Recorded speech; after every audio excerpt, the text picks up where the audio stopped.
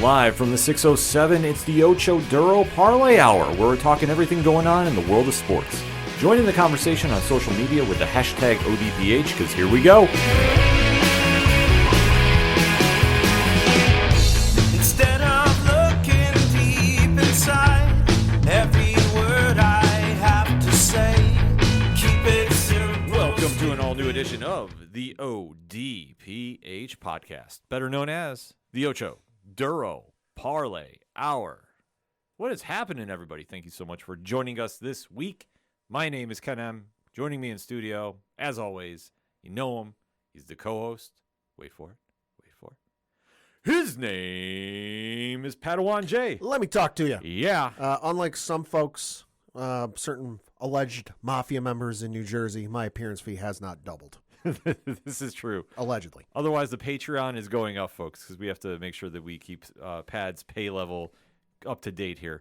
Boy, do we have a lot to talk about in this fusion edition of the ODPH. It's the holiday time, so obviously schedules are a little crazy, to put it mildly. To say the least. So we're giving you the best of sports, pro wrestling, movies, TV, comics, and more that only the ODPH can.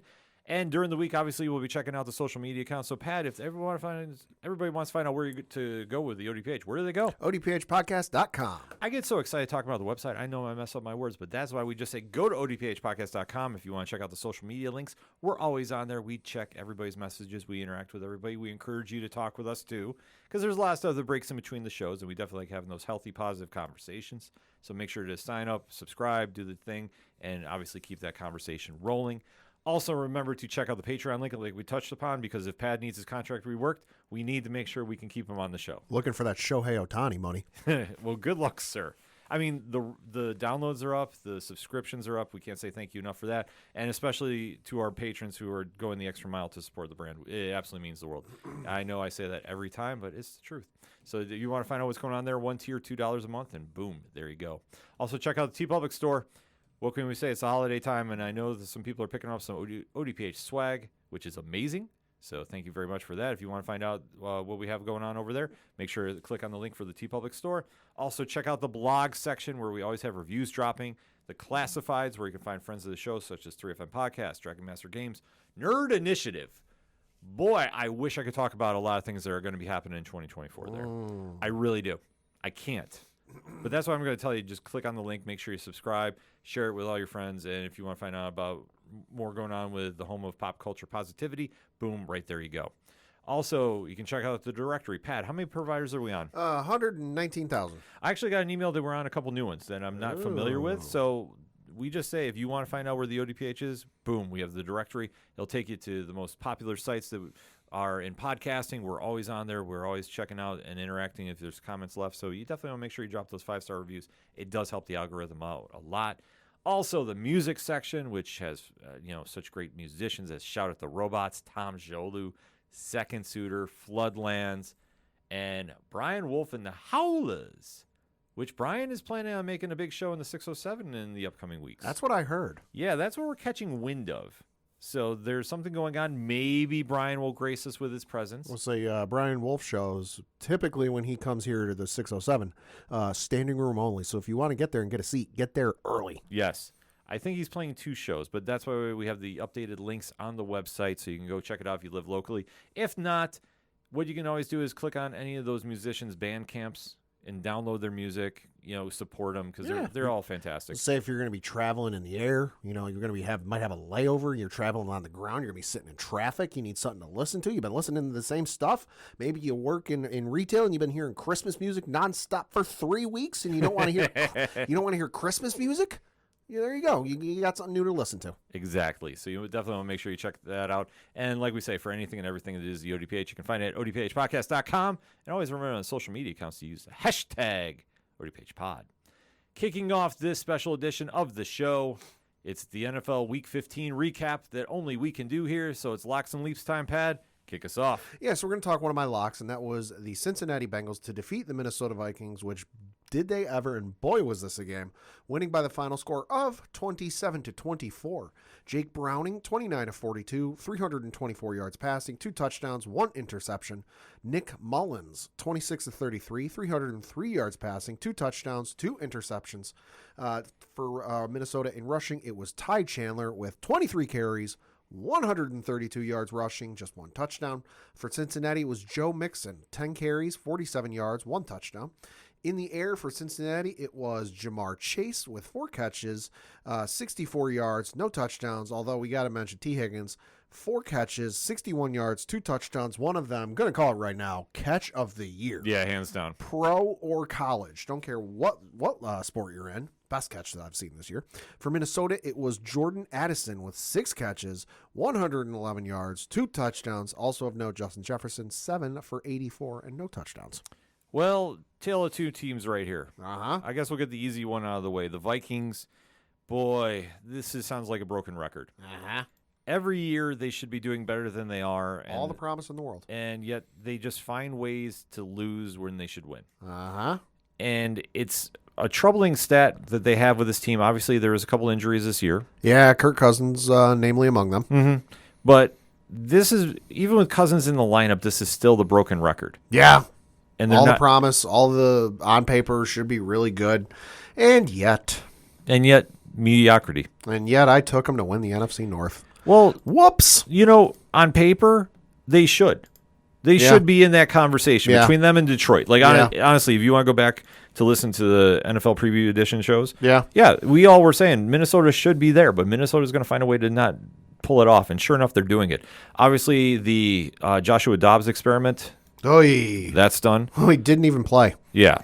So all of that being said, Minnesota is just going to be an average team at best. I'll say currently looking at the standings in the NFC North are currently 7-7 with the Detroit Lions running away with that division right now. Yeah. And then even if you flip it over to the playoffs, the Minnesota Vikings currently the number 6 seed.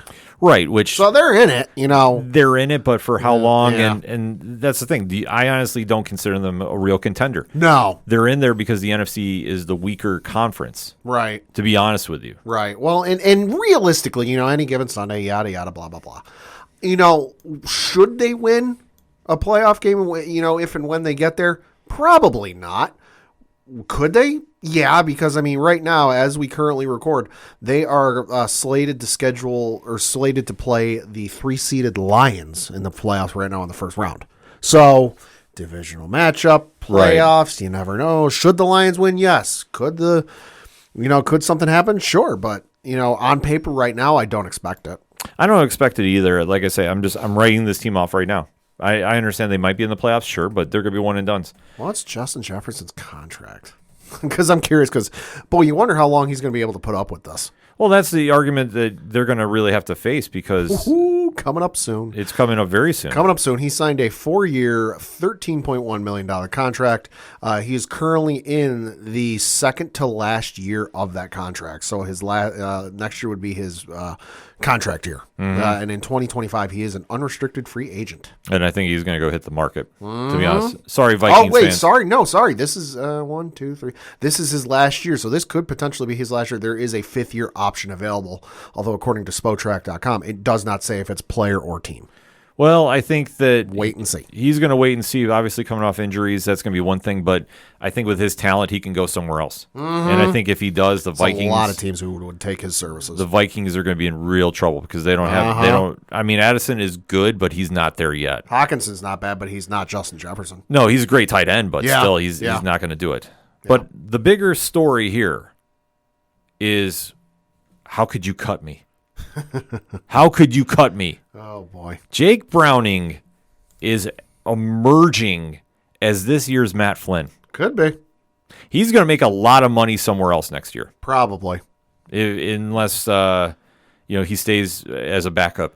He's making a very strong argument about what his worth is. Yeah, well, he's on a 1-year contract for, oh my God, this is criminal, $750,000.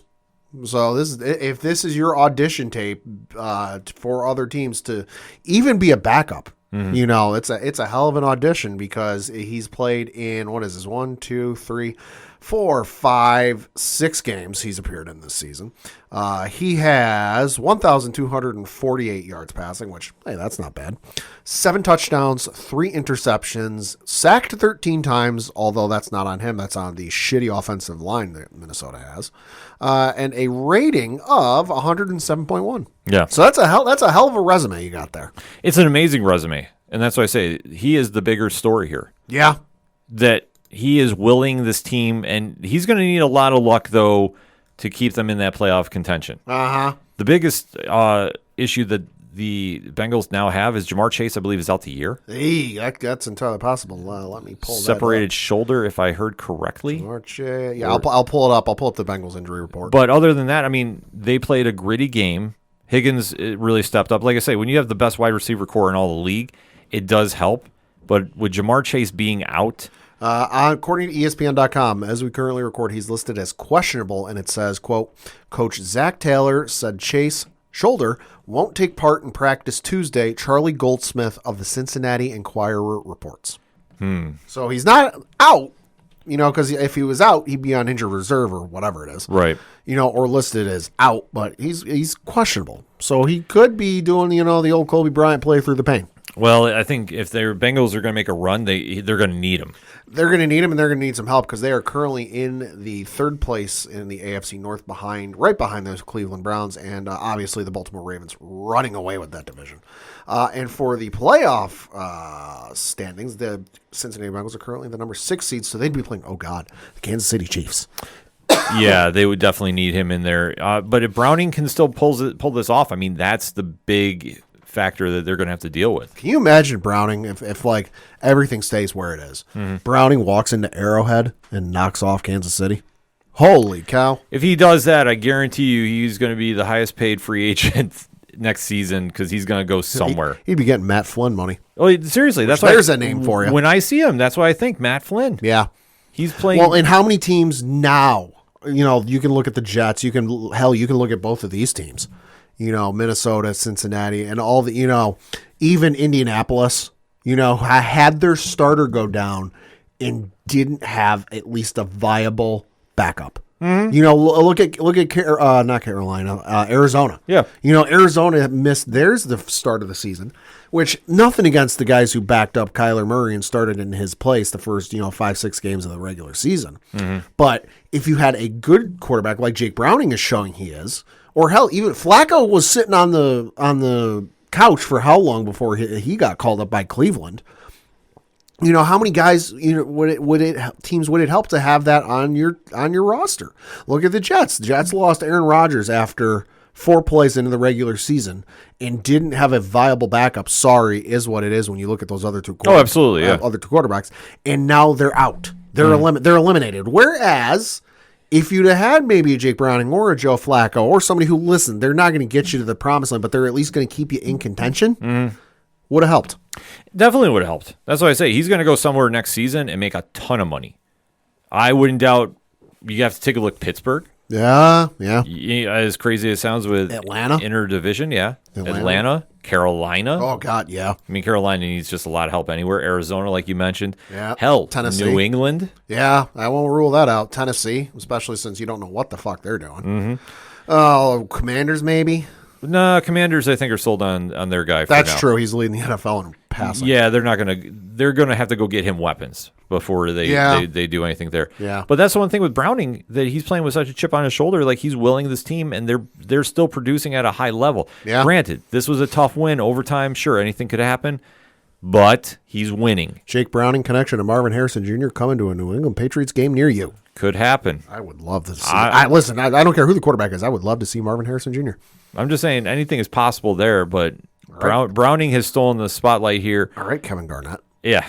I mean, I was even trying to give you some karma. Just trying to. Just trying. Anything is possible. You never know. This is true. But nevertheless, Cincinnati, gritty win. Yeah. And catch of the year. Yeah, catch of the year, and they just have to maintain this pace because obviously other teams are making some moves as well. Yep. But we'll have to kind of see how the schedules play out to see where they're going to go. Yeah, so for the Cincinnati Bengals, the final 3 weeks of the season, this upcoming Saturday on NBC, 4:30 p.m., they are on the road playing the Pittsburgh Steelers. Then Week 17, which is Sunday, December 31st, so New Year's Eve, they are on the road playing the Kansas City Chiefs. And then Week 18, which is Sunday, January 7th, they are at home against the Cleveland Browns. I can't tell you what time or where they're on because I think you're going to find out if you haven't looked at the schedule. Every Week 18 is to be determined. Yeah, because they're going to be making some moves. Yep. And then for the Minnesota Vikings, this upcoming Sunday on Christmas Eve, they are at home against the Detroit Lions. Then on New Year's Eve, they are at home against the Green Bay Packers. That'll be on Sunday Night Football. And then Week 18, they are on the road playing the Detroit Lions. That could be an interesting matchup depending on if the Vikings are still in playoff talk. Have to watch that, but like we say, Cincinnati kind of controls their own destiny, much like their rivals in the AFC North. Yeah. Let's talk about them, shall we? Yeah, so the other game I looked at was the Cleveland Browns Chicago Bears, and you had the Cleveland Browns beat the Chicago Bears by the final score of 20-17. Joe Flacco, 28 of 44 for 374 yards passing, 2 touchdowns, 3 interceptions. Justin Fields, 19 of 40 for 166 yards passing, 1 touchdown, 2 interceptions. Rashawn Johnson led the way for Chicago in rushing with 5 carries, 36 yards, no touchdowns. For Cleveland, it was Jerome Ford with 8 carries, 20 yards, no touchdowns. For receiving, it was who else? Amari Cooper with 4 catches, 109 yards, 1 touchdown, although not to be outdone. David Njoku, 10 catches, 104 yards, 1 touchdown. And then for Chicago on the receiving side, it was DJ Moore with 4 catches, 52 yards, and no touchdowns. Just shout out to JVD. I saw him praising Amari Cooper for his fantasy performance this week.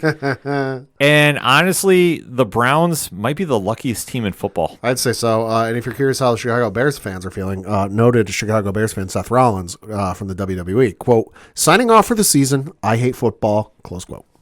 Well, you have to. Yeah. If you're a Bears fan, I'm sorry. It's rough. I'm sorry. Like we do know some Bears fans. Kyle Higgins from Radiant Black fan. Oh yeah. He's a big one.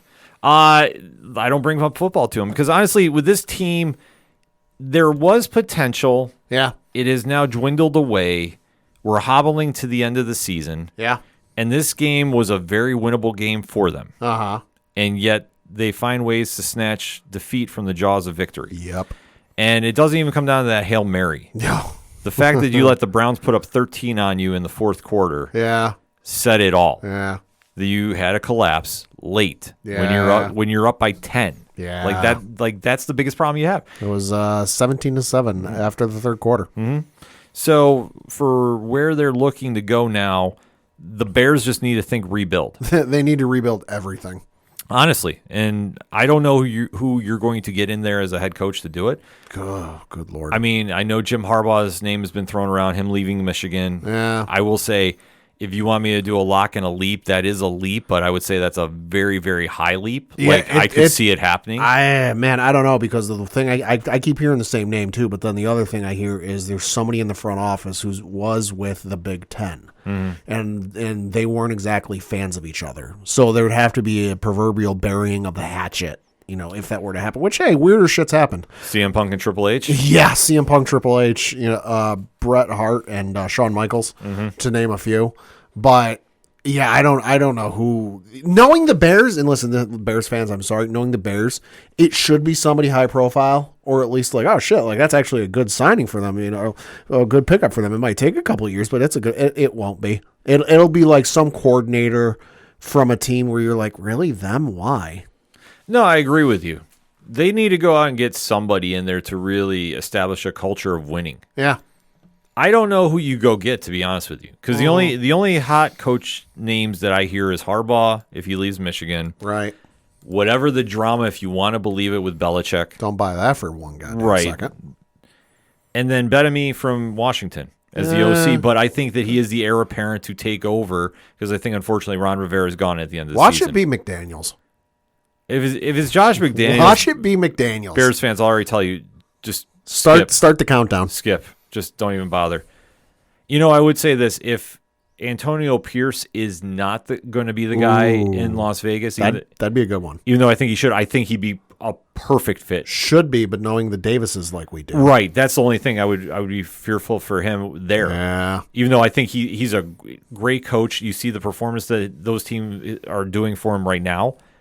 He'd be great in Chicago if the Raiders were foolish enough to let him go. But the Raiders are going to do what the Raiders want to do. We don't know their ideas going into the end of the season. Yeah. But Chicago just needs a lot. And I think, unfortunately, for Justin Fields, the experiment's over.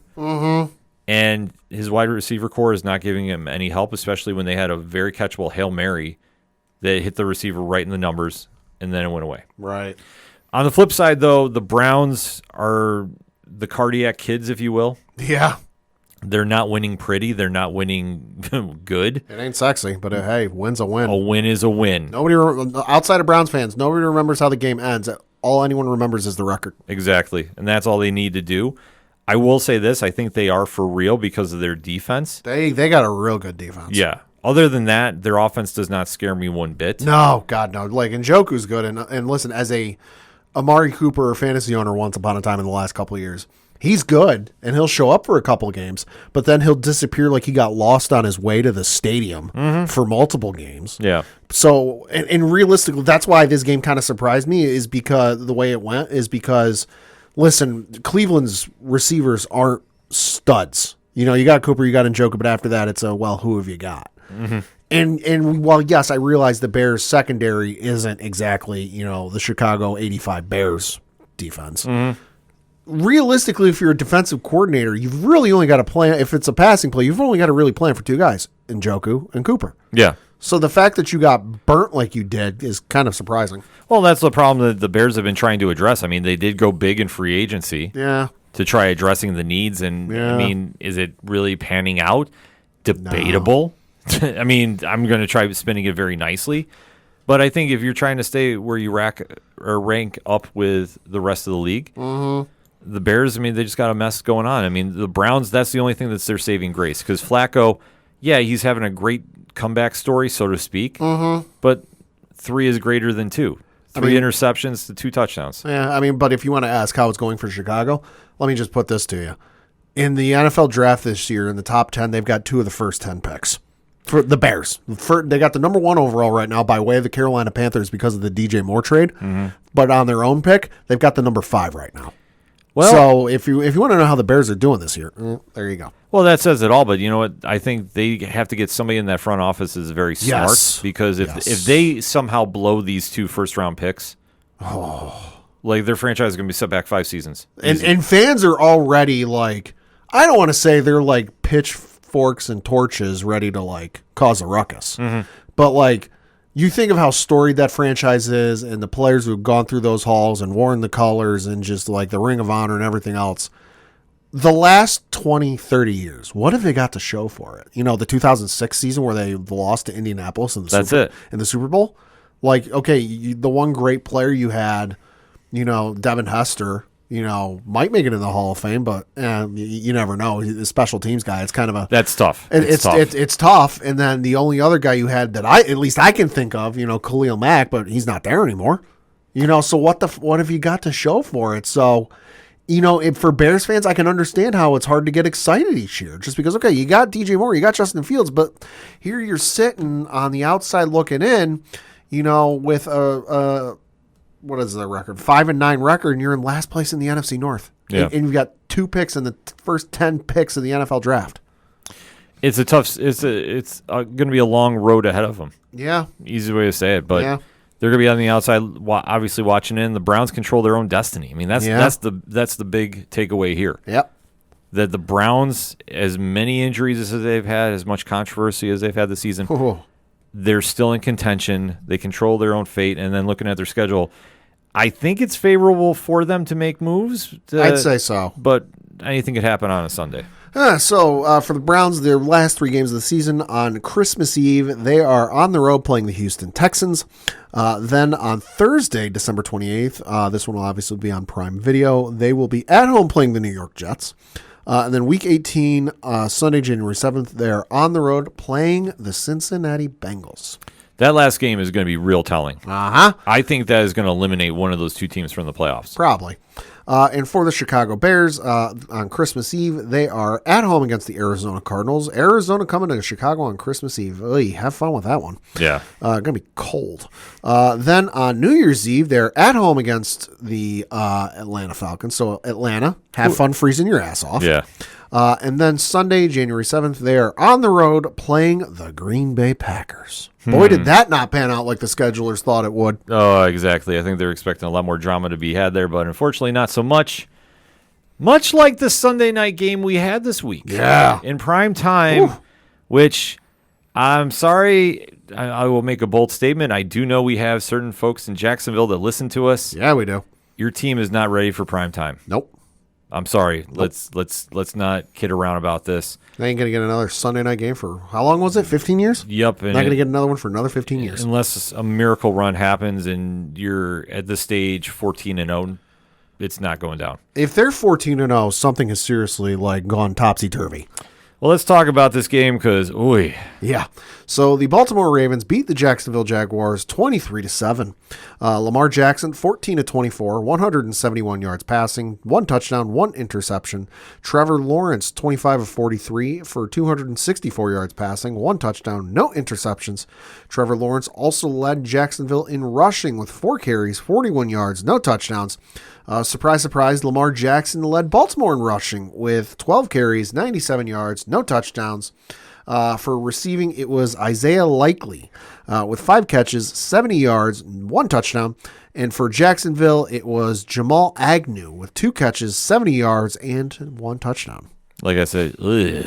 Yeah, I would say Jacksonville not scoring till the 3rd. Less than ideal. Yeah, this was not a fun game, to say the least, for primetime. Yeah. Baltimore proved why they're the best in the league, arguably, at least in the AFC. Also, if I'm not mistaken, let me look. They got the X next to their name. Yes, they did clinch a playoff berth with this win. And this was a game they knew they had to pull out. Jacksonville has potential. Mm-hmm. But I fear we've been saying that for a couple seasons now. Yeah. Obviously, if you're playing the AFC South, the South is a wide open division. Mm-hmm. Nobody's really scaring anybody there. No, God, no. Houston has been the surprise of the year. But then you've got the issue with C.J. Stroud. Right, so if Stroud's not there, Houston's coming back to earth really quick. Uh-huh. Tennessee is just trying to finish to the end of the season. They're just trying to make it there without losing any more quarterbacks. Mm-hmm. They're failing right now. And then we have Indianapolis, Yeah.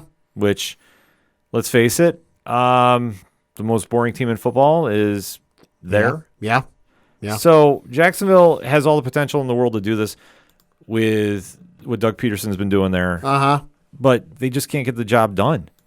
And I'm sorry. I know Trevor Lawrence did get hurt in this game. Right. But still, this was just Baltimore inflicting their will Yeah. and really proving why they're in the elite class of the AFC, if not the NFL. Well, and I forget what was going on. I couldn't try and look it up because I have Travis Etienne Jr. on my fantasy team. Something was going on with him during the week where, it wasn't 100% he was going to play.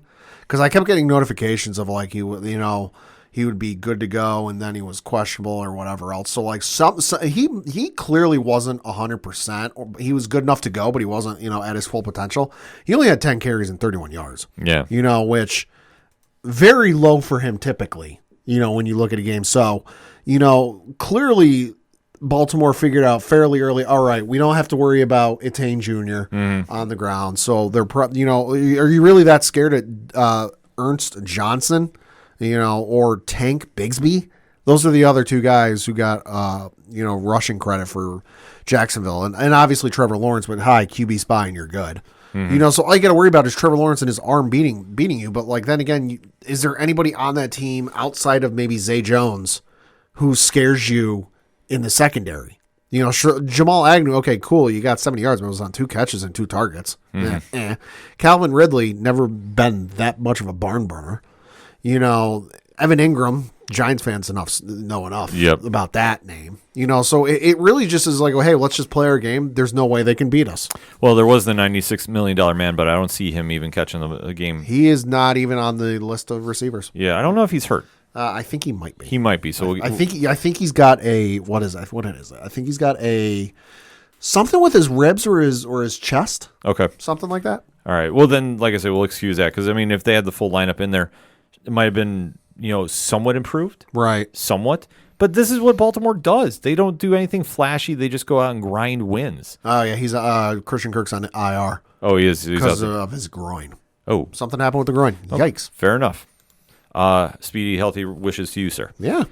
But we go right back to Baltimore here. And this is the story of them looking really fine-tuned, well-running machine of football here. Because, like I say, they are going and implementing their will. They're playing very smash-mouth style football. It's not flashy. They're winning the games they should. This is a contender, and they definitely... It's like a division leader. Yeah, they definitely want to make sure that they're not slipping up anywhere where Miami or anybody else could leapfrog them to get home field advantage. Right. Baltimore is going to need that if they're going to make a run in the playoffs. Yeah, they will. And they need, obviously, to stay away from the injury bug, albeit, though, Keaton Mitchell, Yeah. horrific injury, very much speedy and healthy wishes to you, sir. Wish I hadn't seen a still image of that. Yeah, that was Yikes. absolutely frightening. Yikes. If you try searching it on the web, you have been forewarned. I would not do it. Just trust us. Do so at your own risk. Although, hey, I've got a shout out. Nelson Aguilar, no catches, no yards, 1 target. Thanks for showing up, guy. Yeah, well, I mean, Boy, am I familiar with that. well, exactly. Lamar knows what he has to work with, and he's making the best of it, and that's why he is in that MVP talk. And in case you're curious, Odell Beckham Jr., 1 catch, 14 yards, 3 targets. Right. He's making it happen with whoever is available to him. Like I say, this is very basic football. It's not boring, though, because Lamar is making a lot of plays happen because of his mobility. That as long as Lamar is healthy, they're going to win some games, and they're going to make a run. Yeah. Could they get to the Super Bowl? Absolutely. But it's going to be a tough one in that AFC. Because the real question I have is when they have to face a Miami team. Yeah. A very high-powered offense. And not saying the Ravens can't contend with them, but I want to see how that matchup goes.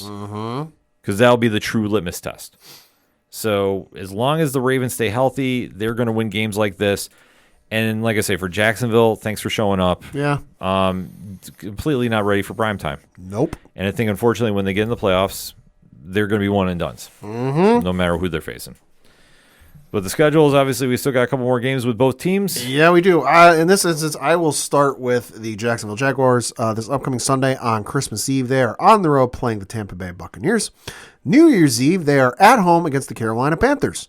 Then on Week 18, they are on the road playing the Tennessee Titans. A very easy schedule.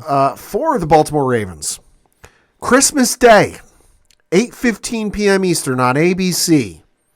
On the road, San Francisco 49ers. That's the 8 o'clock game, right? No, I was going to say there's no way that's not in prime time. Yeah, so you've got the number 1 overall seed in the AFC taking on the number 1 overall seed in the NFC. Wear a mouth guard. Potential Super Bowl matchup, you might say? Oh, yeah. Oh, easily. I'd agree with that. Potentially, yes. Then after that, on New Year's Eve, they are at home against the Miami Dolphins. That's the game I want to see. And then Sunday, January 7th, Week 18, at home against the Pittsburgh Steelers. Depending on how those 2 previous games go, Baltimore I could see sitting some starters. Well, you got to figure it's definitely, if we're talking percentages, that percentage is definitely ticked up a little bit more just with the sure fact that they've clinched a playoff spot.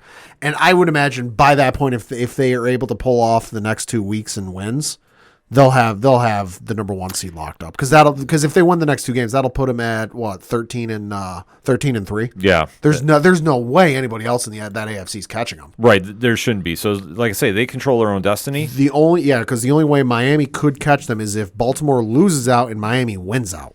Because if Miami wins out, that puts them at 13. What is it? What would it be? 12-4, 13-4, something like that. Mm-hmm. And that'd put Baltimore and if Baltimore loses out, that'd put them at like 11-6. As long as Kansas City doesn't get there. Kansas City. I just want to point out one thing. We'll talk Kansas City in a minute, but I just find it hysterical that the same week you and a lot of people were moaning and groaning, we're going to see Kelsey Bowl 2. They both went in the shitter for 3 weeks. Yeah. I just think that's funny. Well, you know what? I'm just saying we put that karma out in the world. Nothing against the Kansas City fan base, but I'm just saying if Kansas City has to go on the road I just want to see him go on the road. Yeah, Period. that's what I want to see. Mahomes has never done it in his career. That's all I want to see. Super Bowls don't count. Yeah, because I don't know if I have the same success as one Baker Mayfield did. Hey. Going to the cold tundra of Lambeau Field and putting on a record performance as my leap. Thank you, good sir. Let's talk about it. Yeah, so the Tampa Bay Buccaneers finished with a final score of 34-20. Baker Mayfield, 22-28, 381 yards passing, 4 touchdowns, no interceptions, quarterback rating of 158.3. That is the highest quarterback rating for a visiting quarterback in Lambeau Field history. You think of some of the names that have gone through those doors. Yep. It's a hell of an accomplishment, sir. Jordan Love, 29-39, 284 yards passing, 2 touchdowns, no interceptions. Aaron Jones led the way for rushing in Green Bay with 13 carries, 53 yards, no touchdowns. Rashad White led the way for Tampa Bay with 21 carries, 89 yards, no touchdowns. And then for receiving, it was Chris Godwin, 10 catches, 155 yards receiving, no touchdowns. And then Dontavian Wicks led the way for Green Bay with 6 catches, 97 yards, and no touchdowns. I know Packers fans were screaming about firing the defensive coordinator. Hey. I think after this kind of performance, unfortunately, you got to give it some thought. Yeah. Baker Mayfield made this look like he was back in Oklahoma. Dude was playing Madden on easy mode. He had a hell of a game. Kudos to him about this. And Tampa Bay, somebody's got to win that division. By default. By default, they're looking like at least they might be over 500, so it'll justify the position. The division's slightly better than it was last week because last week nobody was below 500. This week, half the division's at 500, so trending in the right direction. And currently, the Tampa Bay Buccaneers have the division lead and are the number 4 seed in the NFC, and they win the tiebreak over New Orleans based on head-to-head win percentage. In case you're curious why Tampa Bay is technically the division leader. I'll take it. And you know what? I think that this is rightfully so. Baker's had a very low-key resurgence in Tampa Bay, so, kudos to him. On the flip side, obviously, Green Bay we knew was going to be rough. And their defense is not looking great at all. When have they been great?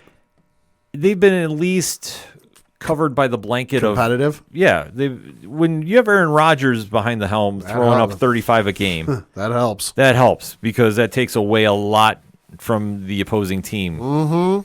Unfortunately, Jordan Love is not there yet. No, he's played very well. Plays a similar style. Plays a very similar style, and he plays well. Yes, he's not on that level yet. No, and he needs some help around him. Now, granted, this is Green Bay. Unfortunately, that doesn't usually happen. They go through the draft. Like, there's not a shot. It's just being honest. Yeah. So that being said, he's going to have to do a lot of work over the next couple of years. Yeah. That defense does need help. I don't exactly know where you start, but you're going to need to make a change though by the end of the season. Yeah, no, I would say so, and it's gonna be rough to try and do anything through the draft just because you can get some guys, but it's not a surefire guarantee because right now they have the number 11 pick in the draft right now.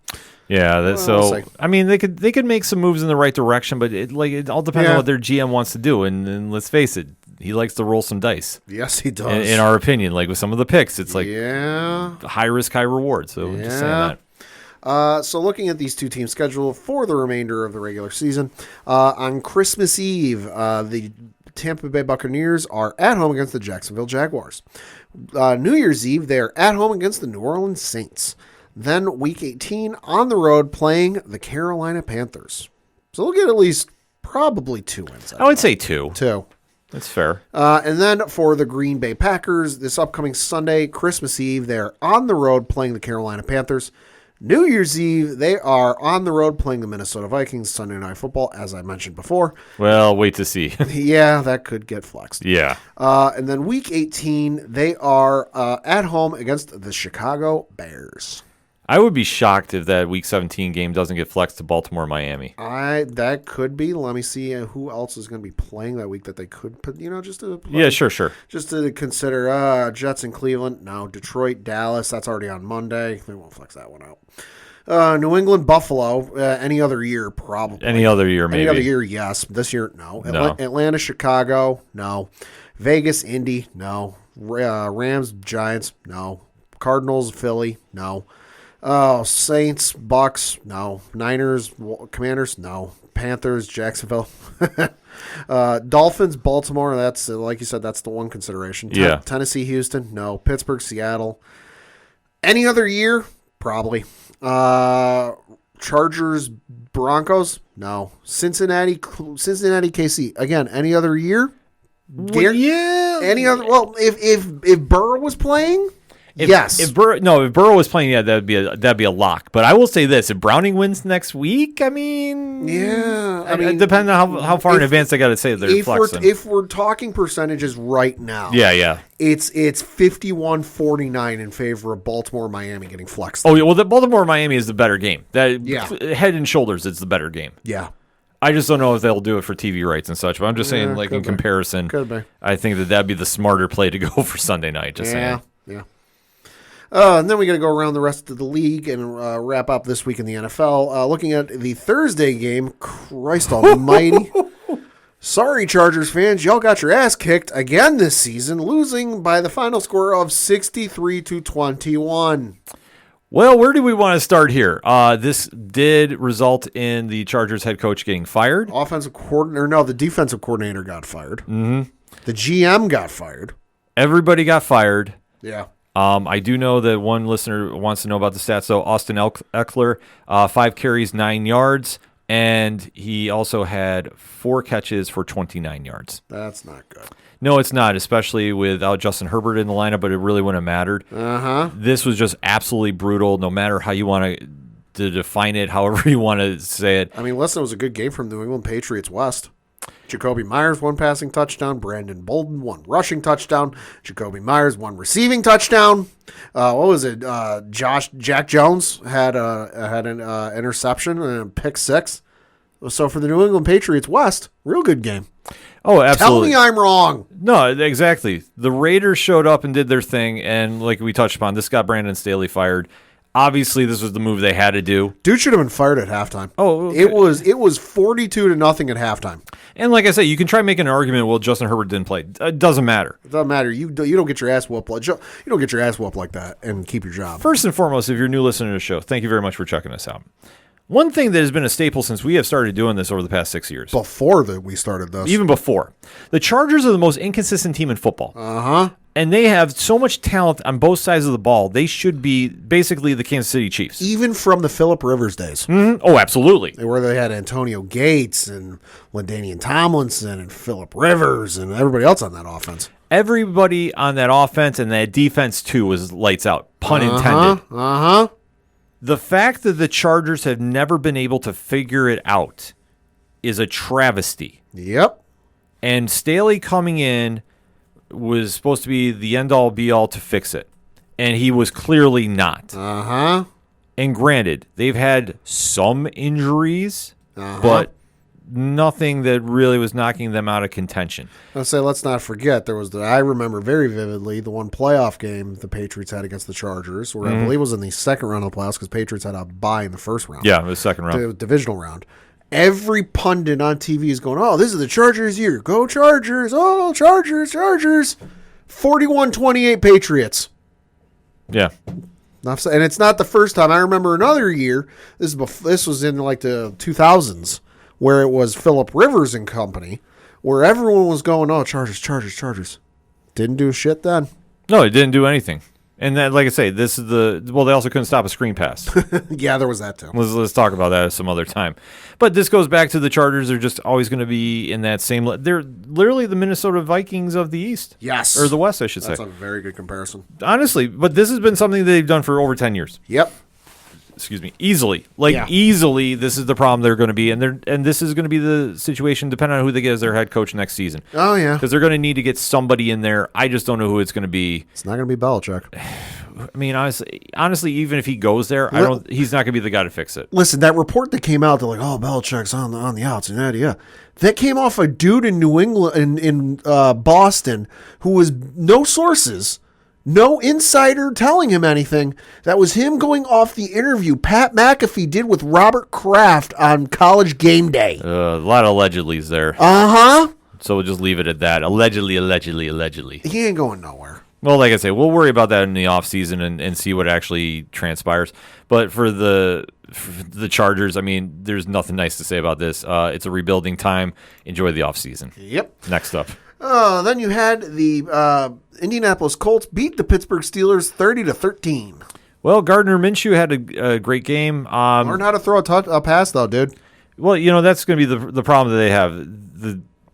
Without Jonathan Taylor in the lineup, they're very, very one-dimensional. Yeah, to put it mildly. Yeah. I'm trying to find a better word to say, but honestly, that's the truth. And the Steelers, let's face it, they are a fading. They're a hot mess. Yeah, they're a fading ship right now. They're going to just sink right into the bottom of the NFL ocean, so to speak. Currently 7-7. Yeah, but if they're going to be the ones, if they're still in the playoff talk, they're out. They're done. Yeah. Sorry, just put it mildly. No, is what it is. Then on the last of the Saturday games, you had the Detroit Lions beat the Denver Broncos 42-17. Let's ride. Jared Goff, 5 touchdowns, 278 yards. Ooh. Gibbs, 100 yards rushing on 11 carries with 1 touchdown. Fuck. I mean, I thought the Broncos were supposed to be the resurging team, and we're going to the playoffs. Oh, snap back to reality. Yep. Oh, there went gravity. Yep, exactly. This was all Detroit. This is why Detroit is 10-4. When their offense is clicking, they're downright scary. Yep. And this also brings up shades of Aaron Rodgers in Green Bay. Yeah. You put up this many points, your defense can be Yeah. and you look like a rock star. So Yeah. kudos to them. You had the Houston Texans defeat the Tennessee Titans 19-16 in overtime. And also, who was the quarterback of the Texans for this? Case Keenum, Exactly. the Minneapolis Miracle. Right, that was him? Yes. Okay.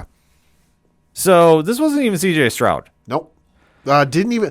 I don't remember what it was, but I know he didn't travel with the team. I believe concussion protocol. Oh, that's what it was. Right. If I'm not mistaken. Yes. But either way, Texans, they're winning without him.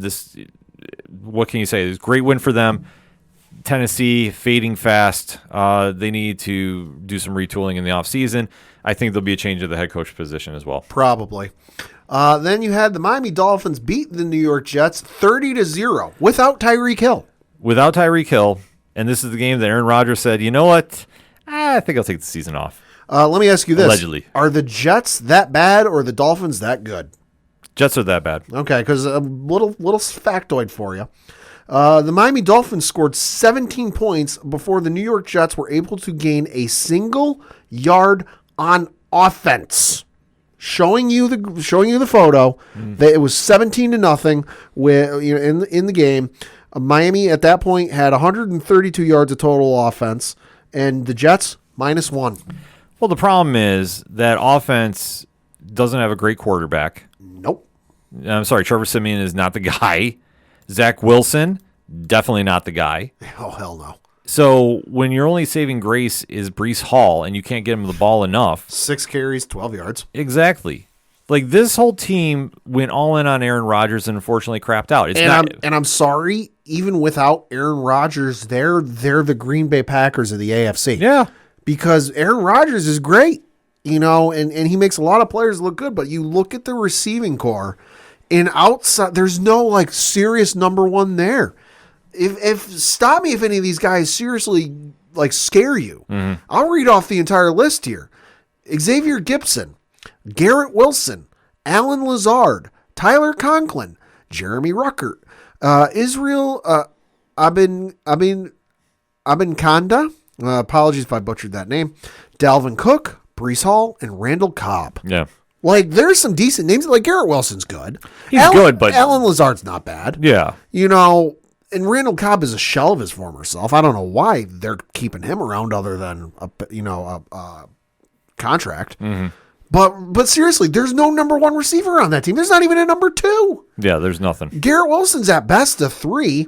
Alan Lazard is at best somewhere between a 2 and a 3. Mm-hmm. There's no, and then you look at the run game ain't been shit all year for the Jets. Well, that's the whole situation with them. Their offense has been abysmal, and honestly, Miami is a good team. Listen, they're a great team. Yeah. I'm not going to take anything away from that, but if you're saying like in the comparison, the Jets are just that bad, they can't contend. The Jets have cracked 100 yards rushing this season twice. Once against Buffalo, that was Breece Hall, that was 127 yards.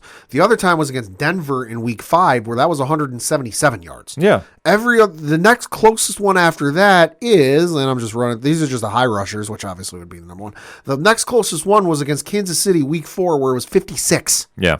That's a drop-off. It's a complete drop-off. So, I mean, that's the situation that they have, and they're not going to get better.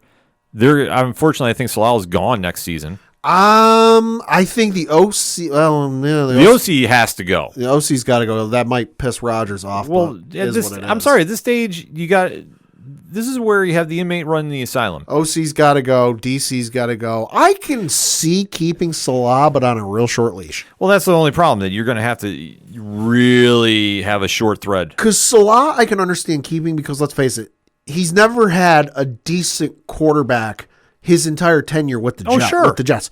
And the instant he got a really good quarterback, a great quarterback, when you look at the class that's currently in the NFL, he lost him in the blink of an eye.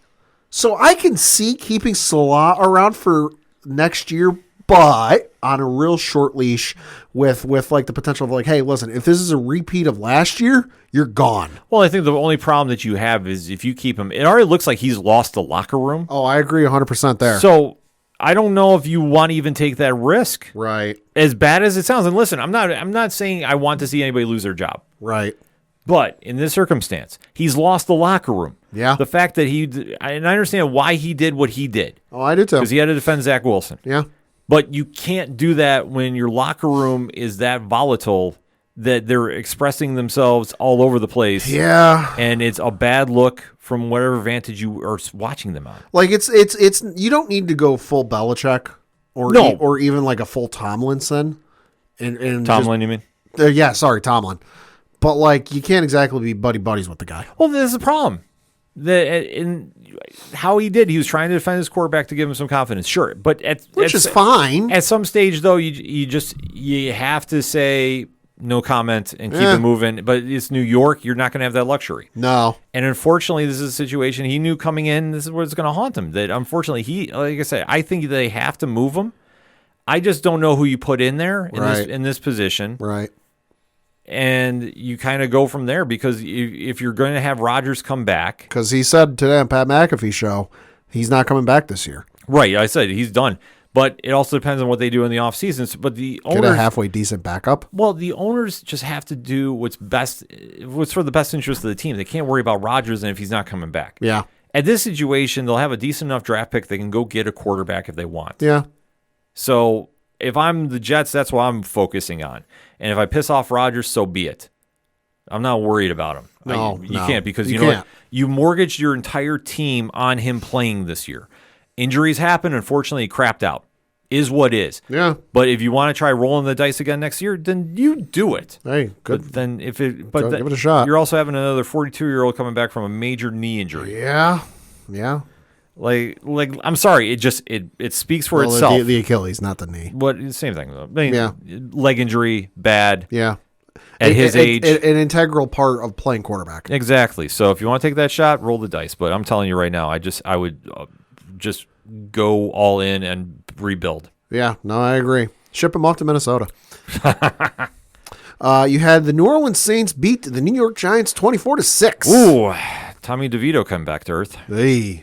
Yeah, this was not a good game, any which way, shape, Someone's or form. going to be sleeping with the fishes, so to speak. Someone's going to get some concrete shoes. Yeah, this was not exactly the fairy tale story. About the only highlight of this game for Giants fans was DeVito's agent's suit. Yep, that is the only thing that you could really brag about with this. Or was that the Notre Dame Irish mascot? I can't tell. Coach Duffy needs to declare this on Twitter or X or whatever you want to define it as these days. No, this is all Saints. Nothing really to write home about. Giants are bad. Saints are a little better, and it showed. Then you had the Carolina Panthers beat the Atlanta Falcons 9-7. If you had tickets this game, why? Yeah, they were going for 45 cents a piece. Still, I don't even want to spend time on this. The score speaks for itself. Yep. Who is Atlanta? What is Atlanta? Ugh. Atlanta's 6-8. Ugh. That's what Atlanta is. Listen, Carolina, just need you to win a couple more. I'd love that number 1 overall pick. Yeah. Just saying. You had the LA Rams beat the Washington Commanders 28-20. Bum, bum, bum, bum, bum. Matthew Stafford looked great. Yeah. Like I say, 258 and 2. Yeah, solid win for the Rams. I mean, Williams 152 and 1 on the ground. Yeah. I mean, the Rams could be low-key scary. Well, if they were in any contention. Yeah, I mean, that's the whole thing. Like, they're in the 7th seed right now. Right, they're in the 7th, so depending on who they get that first round, maybe. But I'm not expecting them to run. Right. They don't have enough talent. They get the Cowboys if they make it in today. We will talk about the Cowboys in just a little bit. Then you had the San Francisco 49ers beat the Arizona Cardinals 45-29. With this win, the San Francisco 49ers did win the NFC West division. Best team in football does what best team in football does. Enough said. Then we obviously mentioned the Sunday night game, and then the Monday night game was the Seattle Seahawks defeating the Philadelphia Eagles 20-17. Shout out to Drew Lock. Who the hell needs to know who their starting quarterback is up until game time? Not the Seahawks. Gritty performance, all heart. Listen, loved what he did at the end there. This was not a pretty game by any stretch of the imagination. God, no. But Locke made it happen. The Seahawks played really well. Jalen Hurts did not have a great game by any stretch. I don't know if he was still dealing with his illness. Probably. But this is a game that obviously a lot of people are questioning Philly moving forward. I just say this is proving that Seattle is low-key a better team than people are giving them credit for. And that's kind of all that really needs to be said about that. I'll say for Jalen, I think Jalen Hurts was still dealing with, his flu, sickness, whatever it was. Yeah, he didn't look right. Because I've got him on fantasy, and he didn't switch from questionable to healthy on fantasy until after like 6:30 Eastern. Yeah, he just didn't look healthy. No, he didn't. And then obviously we got to talk our two games for the Patriots and the Bills. We'll start with the Bills, where they defeated those Dallas Cowboys 31-10. Okay. This proves that you cannot take a week off after a big win in the NFL. This is true. This is what Dallas did. Dallas was still feeling themselves after beating Philly. They thought they were going to come in and just be able to turn it on like a switch. They didn't put any effort into this. They played with no heart. No. The Bills are literally getting fired up, motivated, however you want to define it, because they got rid of their offensive coordinator. Josh Allen's playing with more confidence. Yeah. The defense is the bigger story. The defense stepped up with all the injuries they had. They got very physical with the Cowboys early, and Dak had no answer for it. Right. And this is the biggest telling point of the game, that they got punched in the mouth and they had no response because Dallas was coasting off the big win last week. And when you let the Bills jump to that big of a lead, they weren't going to have a collapse in the second half. And you can argue about some of the officiating. The officiating was bad on both sides. Yeah. Sorry, it was bad on both. Yeah. But this is where Josh Allen played smart. He let the game come to him. But when the Bills' running game is looking like that of the Pittsburgh Steelers of yesteryear, Dallas, you have a problem. Might be the most rushing yards Buffalo's had in like the last 3 years. Oh, easily. Well, I think the telling sign was the first touchdown. Yeah. Where you shoved Murray, how many, 11 yards pretty much? Something like that, yeah. Right into the goal line. Like, you had no answer. And Deion Dawkins literally took down one of your defensemen the entire way. Yeah. That, like, I'm sorry, when you're getting bullied around like that and you don't fight back, it's an easy win for Buffalo. You know what happened? They hit a motherfucker in the mouth. Yeah. And then they hit him again and again. And again. I love the fact the Bills didn't let up. Hey, DeMarcus Lawrence, how'd that work out for you? Yeah. Just saying. Exactly. Just saying. So Dallas, I mean, this is a very bad loss for you. But for the Bills, I mean, my only question is, where has this team been all year? Yeah, too little, too late, possibly. Well, like I say, I think they're currently at the 11th seed for the playoffs. Something like that, yeah. So they do have a slim chance to sneak in, depending on how the AFC North does. Right. So currently the Bills are in second place in the AFC East.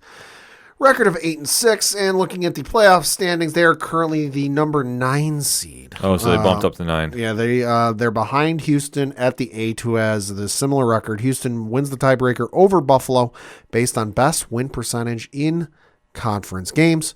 And then they're also behind Indianapolis and Cincy, who both have the same record. Cincy is sixth because they won the tiebreaker over Buffalo and Indianapolis based on head-to-head sweep. Division tiebreak was initially used to eliminate Houston. Indianapolis wins the tiebreak over Houston based on head-to-head win percentage. Yeah. So, I mean, the Bills need some luck to get in. They need a lot of help. They do need a lot of help. I'm not saying they're going to punch their way in. I know that it's kind of been like the hot pick this week. Right. Everybody's now back on the Bills bandwagon after jumping off and the sky was falling. This team has got potential. They just needed to clean up some things, and they needed some defenders to step up and do some plays. Yeah. That's what you got here. Dallas took them too lightly. Let's say when they're all dancing around in the pregame show, you knew there was going to be a long game. Yeah. So good luck to bounce back because obviously you got a tough schedule ahead of you for Dallas. Yeah, Dallas has not got the easiest of schedules. I believe they've got. I had it up here. I'm just. Well, they got Miami. Yeah, they got Miami. I know the Commanders are in there as well, and then there's somebody else. Right, but the big one is Miami. Yeah. So we'll have to wait to see what happens there. But the Bills, obviously, they have a tough task ahead of them. The Cowboys got Miami next week on the road. Lions at home the week after that.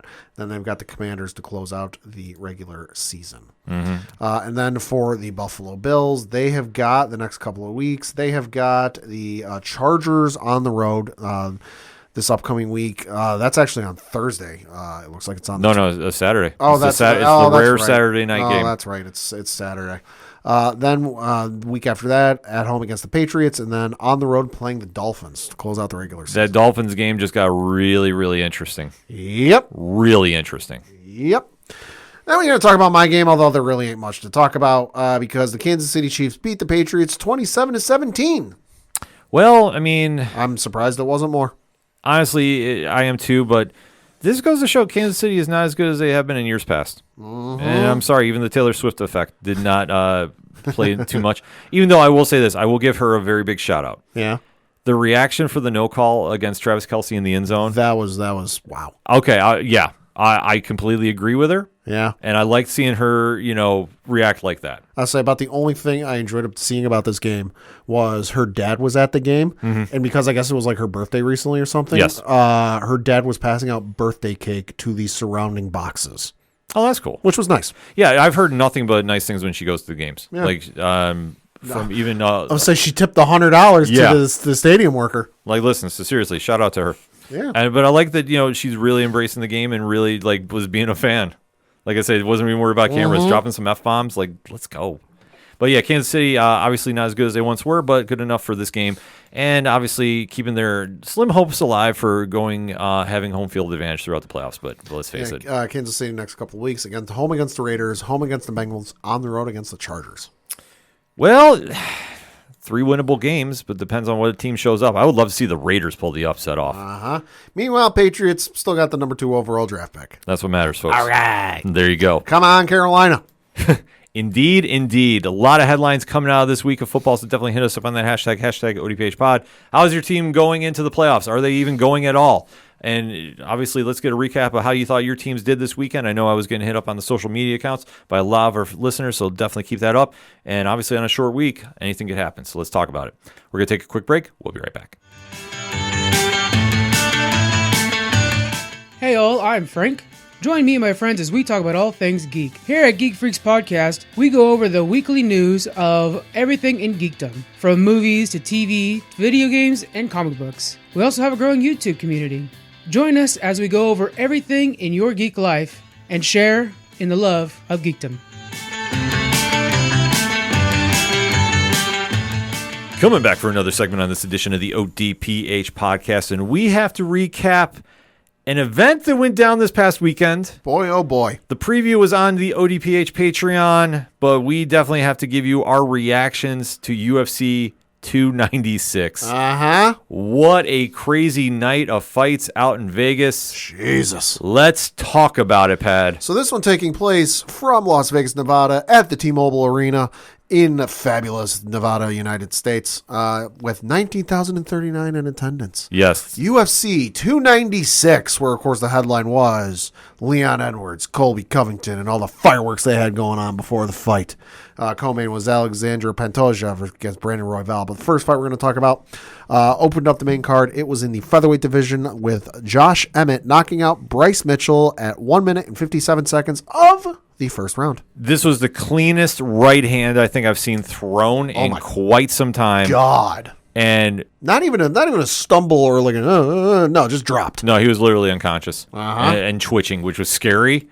I think the last time we saw that was Uriah Hall in The Ultimate Fighter. Yes, probably. With that spinning heel kick he did on the one gentleman.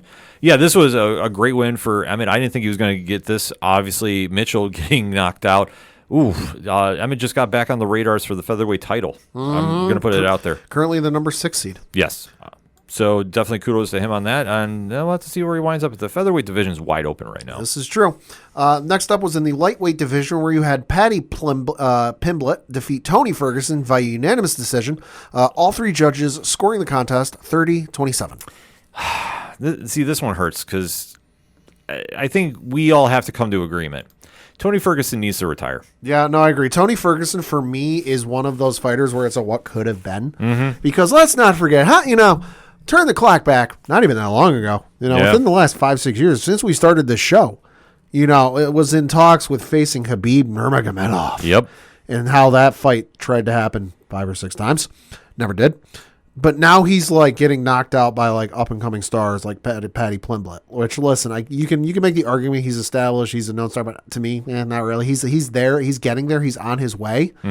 But Tony, you need to go. Well, that's the whole thing. I mean, Tony has a lot of tread on the tires. Unfortunately, injuries really hurt his career. Like a extension cord. I mean, let's face it. I mean, it's the truth though, and it's sad to say because he was always a great fighter. Holy fuck. I just looked up his record. God damn. So 35 matches, 25-10. He is on a 1, 2, 3, 4, 5, 6, 7 fight losing streak. Yep. Lost to Justin Gaethje in 2020 via TKO. Then he lost to Charles Oliveira via unanimous decision that same year. Lost to Beneil Dariush via unanimous decision in 2021. Lost to Michael Chandler via front kick knockout in 2022. Lost to Nate Diaz via guillotine choke submission that same year. Then he lost to Bobby Green via arm triangle choke submission. That was in July of this year. And then you've got the Patty Pimblett loss. His last win wasn't even really like a knockout. It was a doctor stoppage against Donald Cerrone in June 8th of 2019 at UFC 238. Jesus. Yeah, I mean, that's the whole thing. It's And even before that, he beat Anthony Showtime Pettis, although that was a corner stoppage. Yeah. So his actual last, there wasn't shenanigans involved win, was a triangles choke submission win against Kevin Lee on October 7th, 2017. It's a tough thing because when you're a fighter like Ferguson, who, I mean, he's not on a Cerrone type level, like anytime, any place, but he always goes in and he leaves it all in the cage. I understand why the UFC hasn't cut him, but I think it's at that point you need to reassess and go from there. And I hate saying this about Tony, but it's at that stage. Like he did not look great in this fight, in my opinion. Nope. And Patty, I mean, let's face it. I know the UFC is very high on him. He's very charismatic. Yeah, he is. He's still not in the top 15 though. Nope. So I imagine he's going to get somebody on that whole 11 to 15 range. Yeah, 11, 15, maybe even 7 to 10. I could see. I mean, if they they do want to skyrocket him, but I think they're going to be smart. So I think he gets somebody in that 11 to 15 range. Sure. Because he's got to get somebody there to start building a rep. Because, I mean, Tony, he's a name, but it's a name of yesteryear. Exactly. So, I mean, that's the only thing about that. I mean, great performance by Patty, but at the end of the day, that's where he needs to do. Currently undefeated in the UFC. Yeah. Sorry, that's not the UFC. That was Cage Warriors 122. 1, 2, 3, 4, 5-0 in the UFC. Yeah. So not bad. Last loss in professional career was in September 2018. Yeah. That was for Cage Warriors 96. It was a unanimous decision loss. Well, like I say, he's going to have to do some work to get his name up there. But obviously, he does bring an audience with him. So This is true. So I think it just depends on who would be a great matchup for him, depending on what they want to do. Like, I'd love to see him against Bobby Green at 14. I don't know if that's going to happen. But like I say, they have some names up there. I mean, Rafael Dos Anjos would be an interesting choice. That'd be interesting. If they really want to push him up that high. Benoit Saint Denis, that's another great one they could do. Or Mike Morcano. Like I say, it's going to be somebody in that range. Yeah. And I think that's the only smart one.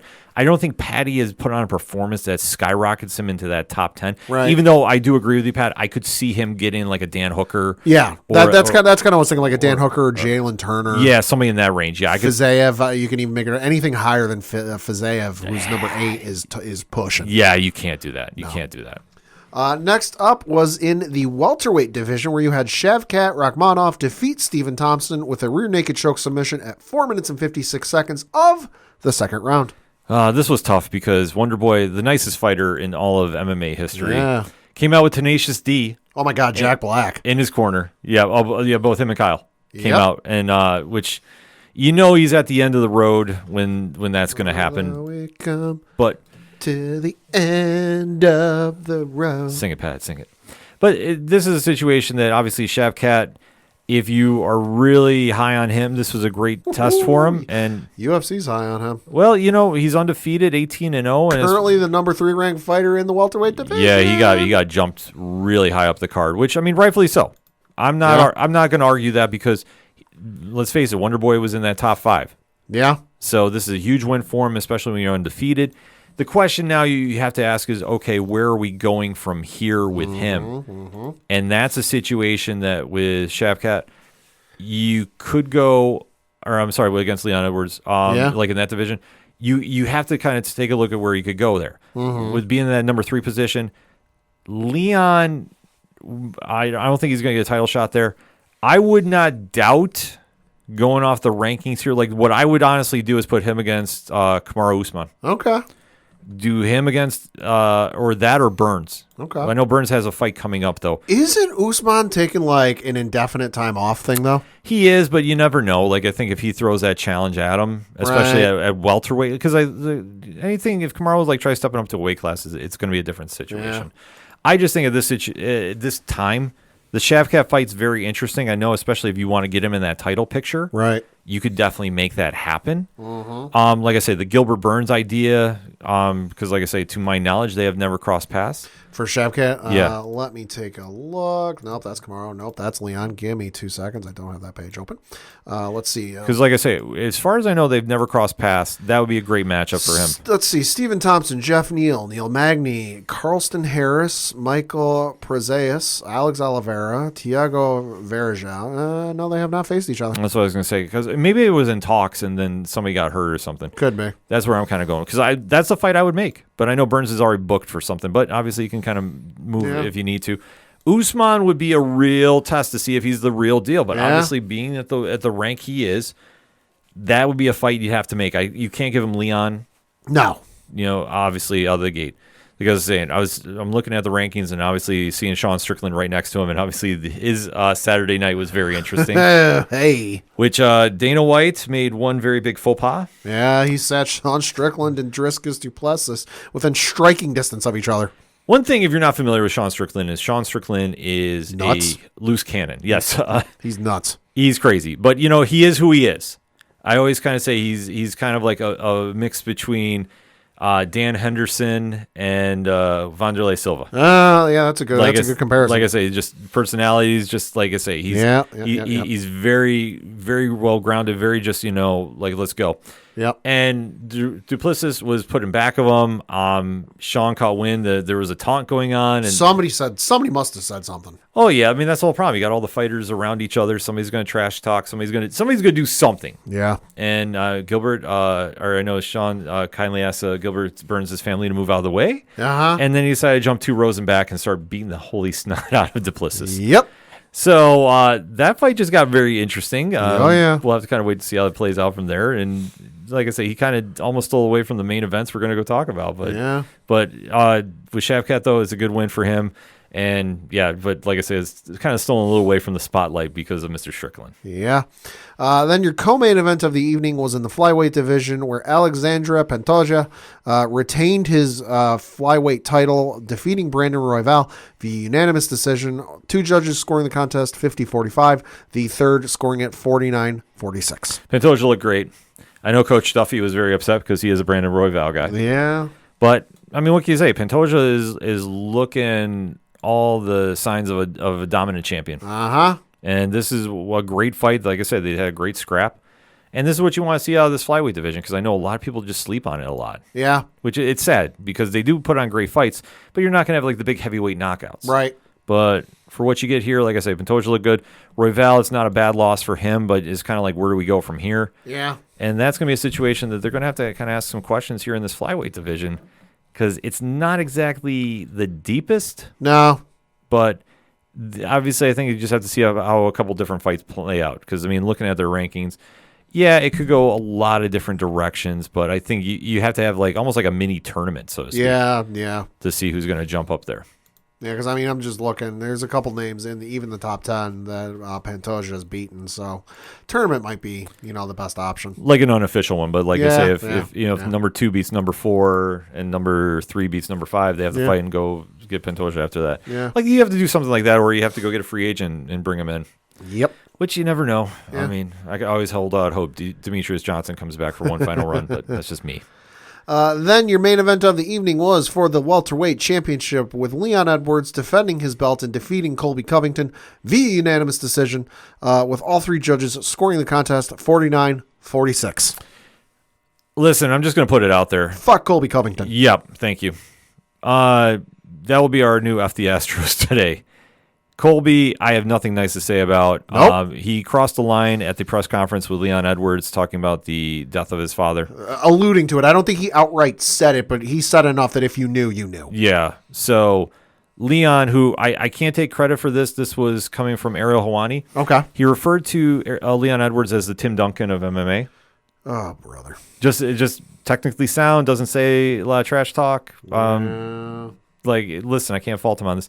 Edwards put on a hell of a performance, and he literally made Colby look like Colby had no right to be in the cage at all. And this was a great win for Leon Edwards. And I think now the question is, as far as Colby goes, he is officially on gatekeeper status. There's no way you can get him back in a title picture. I mean, listen, I can't take credit for this take. This comes from Shaheen Al-Shadi, who is the deputy editor at MMA Fighting. Mm-hmm. He said, and I quote, "Colby Covington is ultimately someone with 0 signature wins, 0 wins over currently ranked welterweights, 0-3 in title fights, whose entire reputation was built off 2 losses, who's on the wrong side of his 30s in a young man's division. It is what it is." Close quote. It's true, though. It's true. Like, he is the prime example. If you can make yourself into a character, yep, you can talk yourself into a fight. And that's what he did. Yep.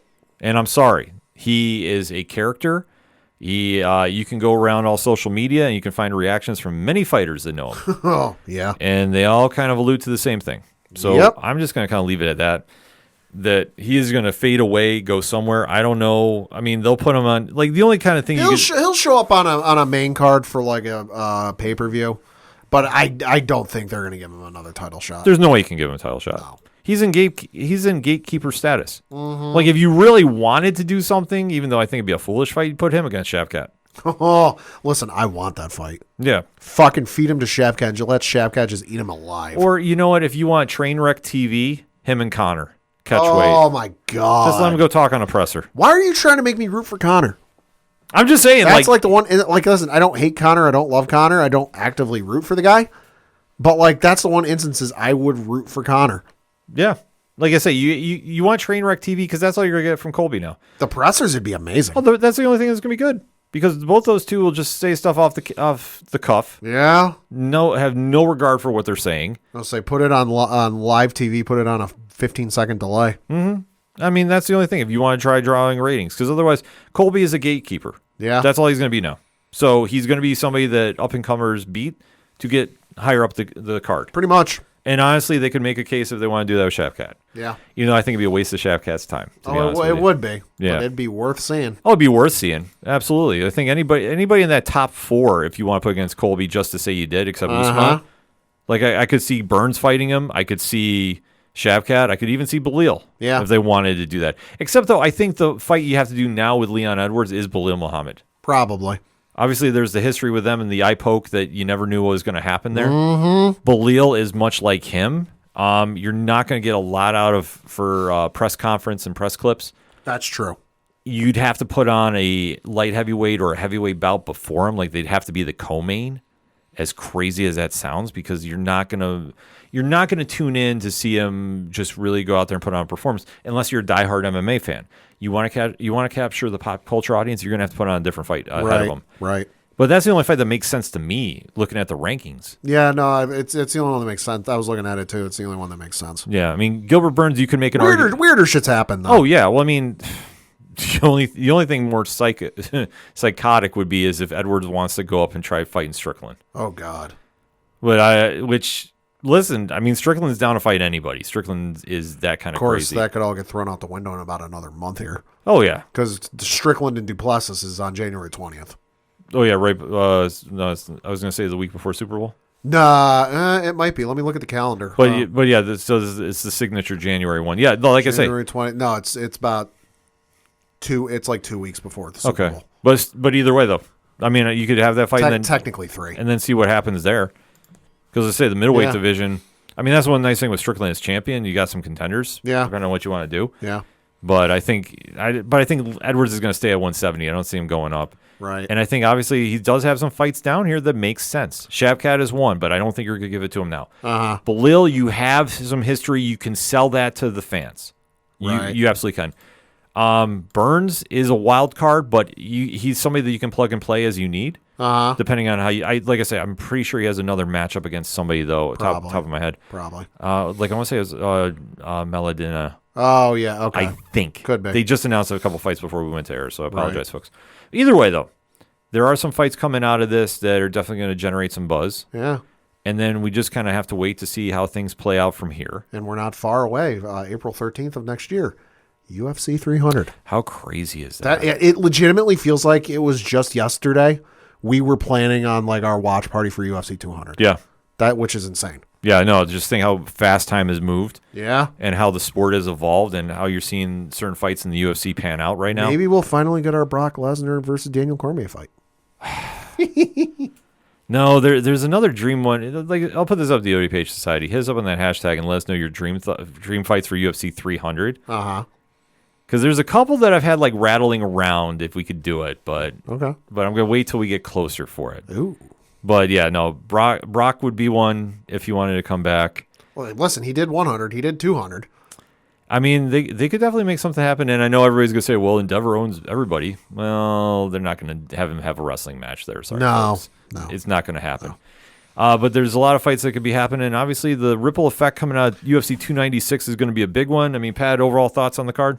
Great card. Hell of a fireworks show there going on there, metaphorically speaking. Yeah. And interested to see where things go. There's a lot of stuff up in the air. It's not as clear-cut as it might be under normal circumstances. Agreed. I think there's a lot of different routes that we can go, and they're going to put on some great fights. The welterweight division looks really interesting now, and then depending on what happens with Sean Strickland, I definitely know more people are going to be tuning in for the fight against Duplessis. So Dana, hire extra security for the pressers. Yeah, just saying. You might need to with Strickland there, but you're going to get some sound bites nevertheless.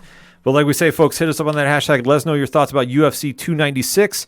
We're going to take a quick break. We'll be right back. You ever wondered what comics Mark from Vale Mai is into? What Zach from Left Behind's favorite MCU movies are? Well, Metalcore Nerds is the show for you. My name is Sean Mott, and here at Metalcore Nerds, we cover the latest things in pop culture, whether it be Star Wars, Marvel, DC, AEW, and everything else in between.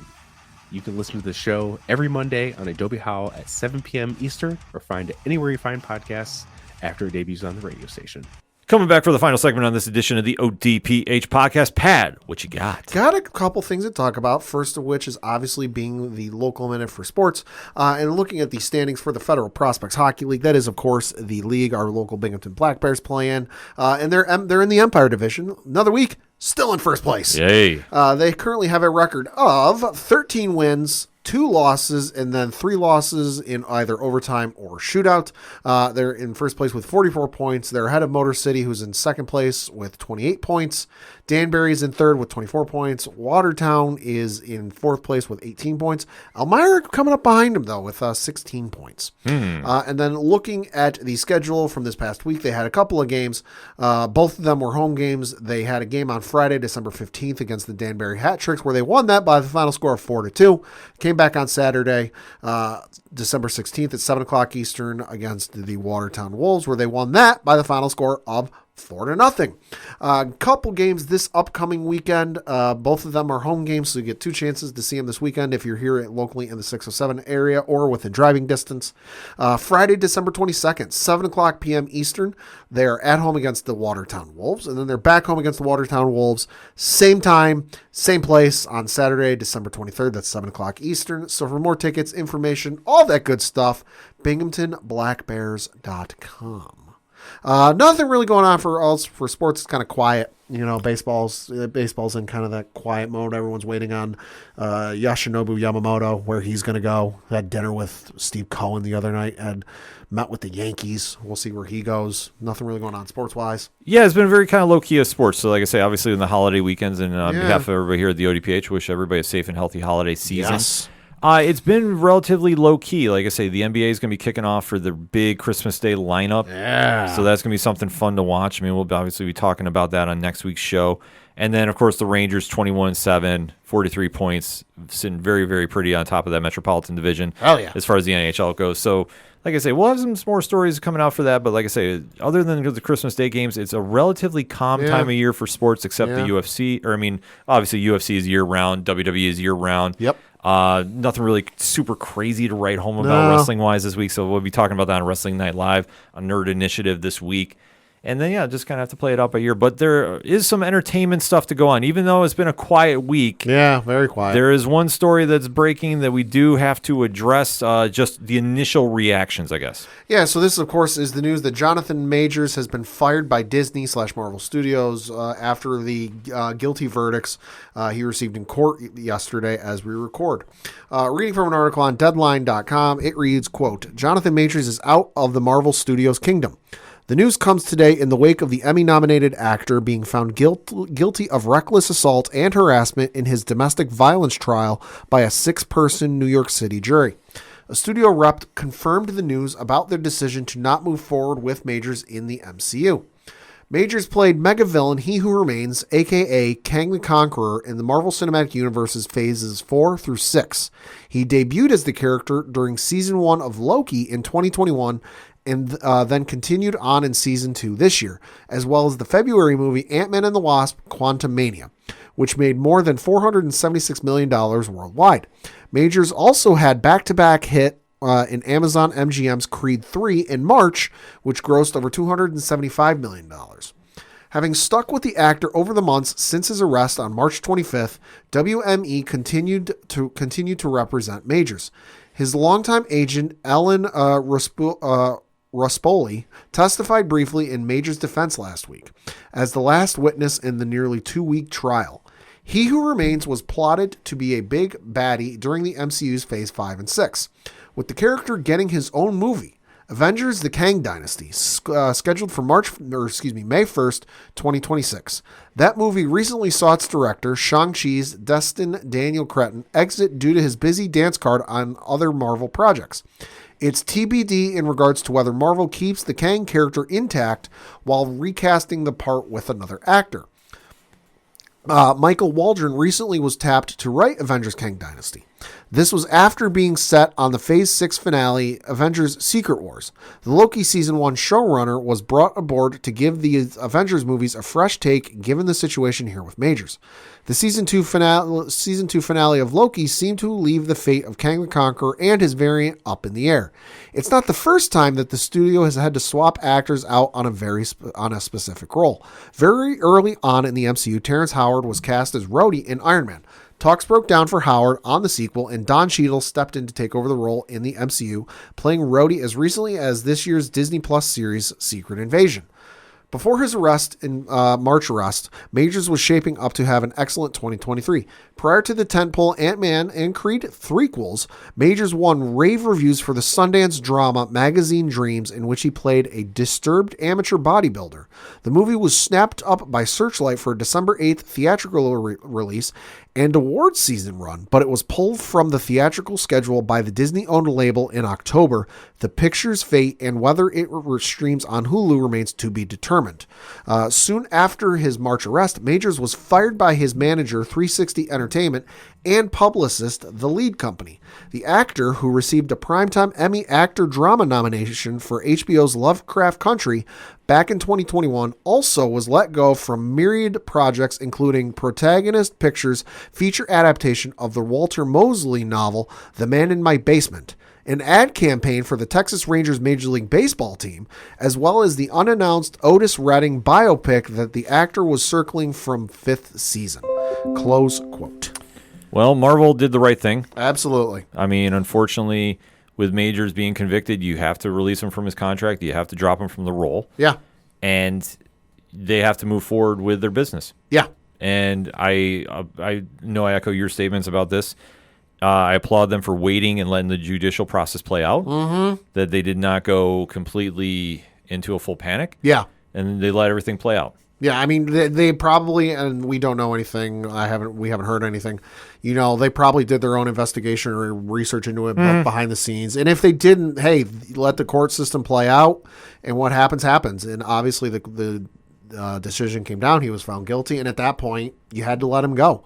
I mean, when your primary focus is, as much as, you know, comic book movies and nerd movies, like, these are ultimately family movies. You look at the demographic of, like, folks who go see this movie, it is going to be parents with their kids, teenagers, and what have you. And you don't want to send a message to those kids, to those teenagers, that, like, hey, it doesn't matter what you do. It's perfectly okay if you hit somebody, you assault male, female, whatever. And it's perfectly fine if you assault someone. You can still go about and have a high-paying job and benefits from society of, like, being a major motion picture actor. Like, no, there are consequences when it comes to your actions. And now Jonathan Majors is going to, you know, be on the receiving end of those consequences. You know, I doubt we'll see him, and by that I doubt we'll see him in anything for quite some time. Mm-hmm. You know, I don't want to sit here and say his career is done. You know, because we've certainly seen some folks over the years that you would have thought the career is over and done with, but sure, they've made a comeback. But for, you know, the immediate future, I doubt we'll see him in anything ever again. I think, yeah, for the immediate future, his career is on hold. Which is wild, because you think about it. Even if he did, you know, a half-assed, not that great job with Kang, still would have opened him up to other opportunities. I mean, you look at what happened with Robert Downey Jr. prior to Iron Man. Oh, sure. Wasn't in a whole lot. After Iron Man, in a whole lot. But especially you look at the Avengers movie, which, okay, knowing the Marvel movies how we do, they would have killed him off at some point. But then even they mentioned he was in Creed 3. He wasn't killed off in Creed 3. They could have easily done like they did the Rocky movies and brought him back in like a partner trainer type role and had him come back for something down there, or hell, do another Creed fight with him in a future movie. That's off the table now. Yeah. Like I say, for the business aspect of things, yeah, Marvel did the right thing. Yeah. And now I know everybody's kind of speculating what's the MCU going to do next. We'll see. I mean, here's the one thing. Unfortunately, when the situation came about, I am sure Kevin Feige and the powers that be had a plan B set up. Oh, I guarantee you it was the heads at Marvel, and I guarantee you the heads of Disney, like, all right, what are our options, A, B, and C? You know, what are we going to do depending on how this goes down? Exactly. So I'm sure that they have a plan in place. Oh, yeah. That they'll be exercising at some point. I think right now, they're playing it very smart. Oh, yeah. By not even addressing it. Oh, yeah. Because it's they got a plan. They got to figure out if it's going to work, and if they go the recasting route, they got to find somebody whose schedule's open. Right. Which, like I say, it all depends on what they want to do as far as the movies moving forward. Yeah. Because obviously, filling in Major's role and how much of an important part he was going to be, his character in the other movies. I mean, you have to kind of sit there and go, okay, what direction are we going to go into? So we'll have to wait and see about that. Yeah. But, I mean, obviously with the conviction, Marvel is doing the right thing. Yeah. And Disney is doing the right thing. Yep. They have to. Agreed. And then, I mean, this is something that goes above the movies, like you touched Yeah. upon. Yeah. So It's setting the right example and, teaching the right lessons for kids. And assaulting someone is not okay. yeah. So they're doing the proper things right now. And as far as any fan casting and all that about what's going to happen, It's fun. it's like I say, there'll be something to keep fans occupied. Yeah. Until We're not saying don't fan cast, but like, don't go crazy with it. Well, like I say, don't go believe in everything you hear right away because Yeah. there's a lot of people jumping online saying, "Oh, well, Marvel's doing this or Marvel's doing that," or People looking for clicks. Well, exactly, and that's the whole thing. It's Marvel will announce what Marvel's going to announce.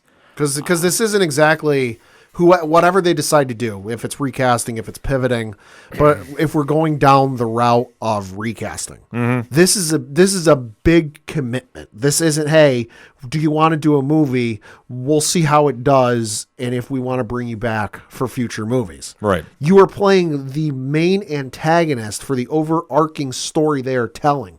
You are coming back for multiple movies.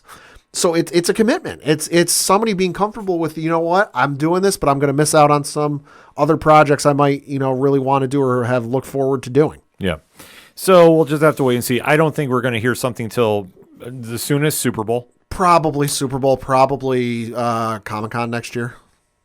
San Diego? San Diego, yeah, probably San Diego. I could see him doing a maybe. Hall. I could see him doing a Hall H type thing. Oh, I'm sure. Well, if that happens and they decide because if they decide to recast, they're gonna have to address the elephant in the room. They absolutely. They don't have to mention him and they don't have to name him. They can just say, "Hey, we're recasting the role of Kang the Conqueror, and playing him is."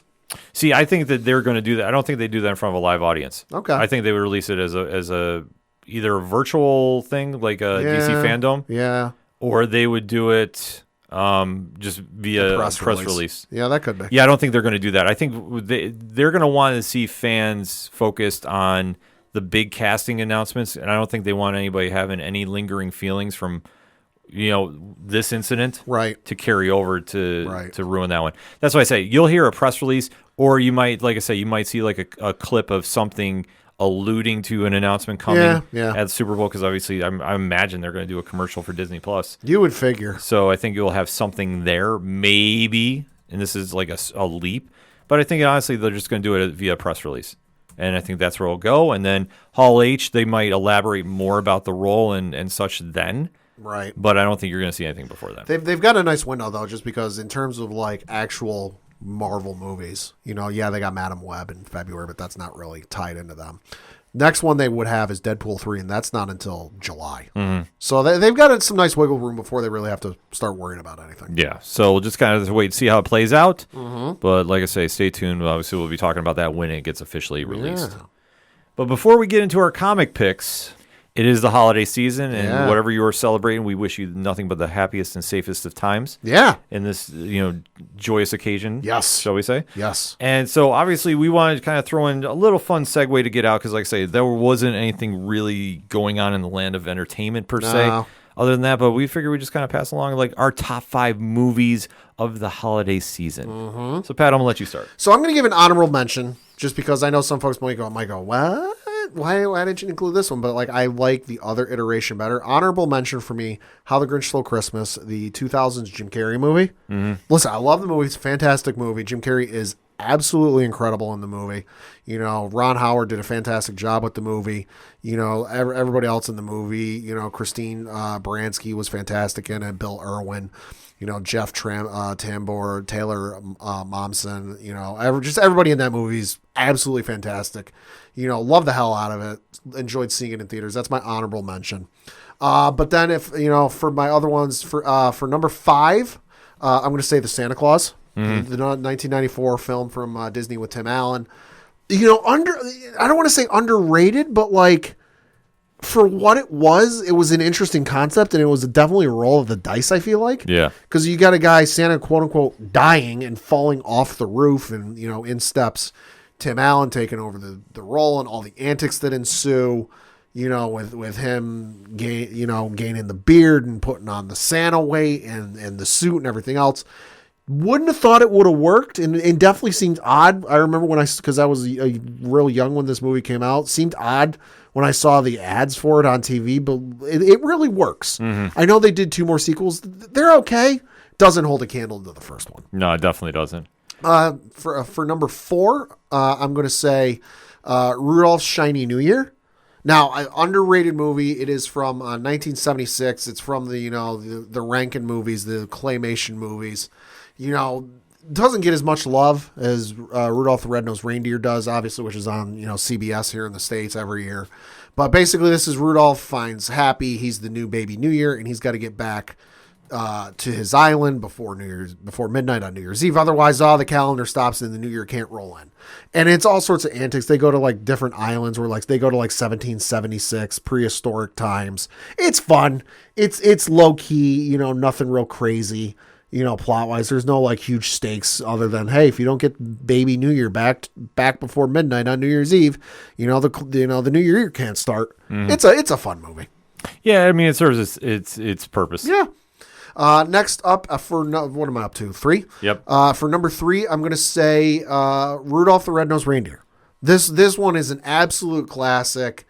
It was from 1964. If you see it, you know it. You know the songs. You know the voices. You know the characters. Burl Ives, fantastic performance as Sam the Snowman in this movie, along with the songs. I mean, it's been how many years since this aired? And you still hear his rendition of some of those songs on radio and in department stores. Mm-hmm. Absolutely classic of a movie. Go ahead. No, I was going to say it's classic. It's timeless. Yeah. Next up, I'm going to say The Muppet Christmas Carol for number 2. Came out in 1992, obviously for the folks at Disney. I mean, what can I say about this? Brian Henson directed the movie. I know Jim Henson was involved with the filming of this movie. It's got all the Muppet characters Miss Piggy, Kermit, Rizzo, Gonzo is in it. And then you got Michael Caine playing Scrooge. Mm-hmm. And the story I heard recently where they were going to film it and Michael Caine went to the powers that be behind the scenes and said, listen, I'm going to play this like it's a Shakespearean play. Mm-hmm. I'm going to take it very seriously and I'm going to treat it as such. And they went, perfect. That's how we want it done. It's an amazing movie that every time I try and watch it at least once a year, never gets old. Yeah. And honestly, Michael Caine, listen, there've been a lot of adaptations of The Christmas Carol over the years. Michael Caine is my favorite Scrooge, I will say. Caine is up there. Yeah. George C. Scott's there too. Yes. And then lastly, and certainly not leastly, my number 1 Christmas movie of all time, the 1966 animated TV movie, How the Grinch Stole Christmas. Directed by legendary animation icon, Chuck Jones. Did a lot of work with the Looney Tunes and Merry Melodies over the years. But 3 people in this movie. You've got Dale McKeenan, who voiced Max the dog. June Foray, who voiced Cindy Lou Who, and legendary actor Boris Karloff, who did the narrator and the Grinch. If you don't know who Boris Karloff is, well, clearly you haven't seen any of the old monster movies from the Universal days. Yeah. He was Frankenstein in the old Frankenstein movies. He was the Mummy in the old Mummy movies. He was also in The Black Cat, The Mask of Fu Manchu, among a whole host of others. This movie, start to finish, absolutely incredible. I mean, you've got the classic songs. Again, you hear them today on the radio and in department stores. You're a Mean One, Mr. Grinch. Mm-hmm. Sung by, I forget the gentleman's name, but he voiced Tony the Tiger for all those years. Yeah. It's just a classic of a movie that you read the book, you watch the movie. It's a perfect adaptation. It's incredible, and I watch it every single year. Solid list there, Pat. Thank you. All right, so let's see for mine. I mean, obviously, I'm going to go throw in just some honorable mentions to like Charlie Brown Christmas, yes. Frosty the Snowman. Like I say, I remember watching those when I was growing up. Yeah. So like I said, those are good. Those are great. So my number 5, the iconic National Lampoon's Christmas Vacation. Okay. Chevy Chase and the one-liners that all come out of this. I mean, to this day, it's still one you can throw on there and just laugh hysterically about. It's just one of those that really pans out as it goes forward. Up next, we got, an animated film that, comes from the Disney camp. Okay. Because it was always one that I always remember. I always thought it was a kind of cool rendition of the classic Christmas Carol story. That's Mickey's Christmas Carol. It's a good adaptation. Yeah, like I say, I don't get into the animated stuff as much as Pat does, but I always remembered that one. Mm-hmm. And obviously with having a young nephew, Yeah. I watched that a lot more with him, Yeah. Oh, yeah. growing up. So, or as he's growing up, I should say. So, Yeah. like I say, that one kind of has risen up the list a little bit. Oh, yeah. Next up on the list, we got the Guardians of the Galaxy Holiday Special. Now, I know you're probably going, I threw it up a little high. But seriously, when else do you have the legendary heroes of the MCU steal Kevin Bacon as a gift? And it just goes from there. Kevin Bacon listed in the credits as himself. So, like I say, that one just pans itself out Yep. amazingly. Can't go wrong. Number 2, it is a Christmas movie. It is Die Hard. Okay. Can't say otherwise, folks. I know the debate is out there. I know Bruce Willis himself has said it's not a Christmas movie. Well, he's wrong. It's a Christmas movie. So, until further notice, that's where I'm going with. We can have that poll up on Twitter. Maybe I'll throw it up there just for a little fun thing. Sure. And then my all-time favorite Christmas movie is A Christmas Story. Okay. The story of Ralphie and the Red Ryder BB gun. It's on every year. I believe TNT runs it 24/7. At least once. Yeah, it's always on. It's on loop, and Yeah. I will watch it every time it's on. It still makes me laugh to this day. So definitely hit us up on our hashtag and let us know what your favorite Christmas go-to movie is. I mean, there's a ton out there, so There you can definitely is. have that. But before we get on out of here, obviously we still got a couple days before Christmas. You can still get to the comic shops and go pick up some stuff.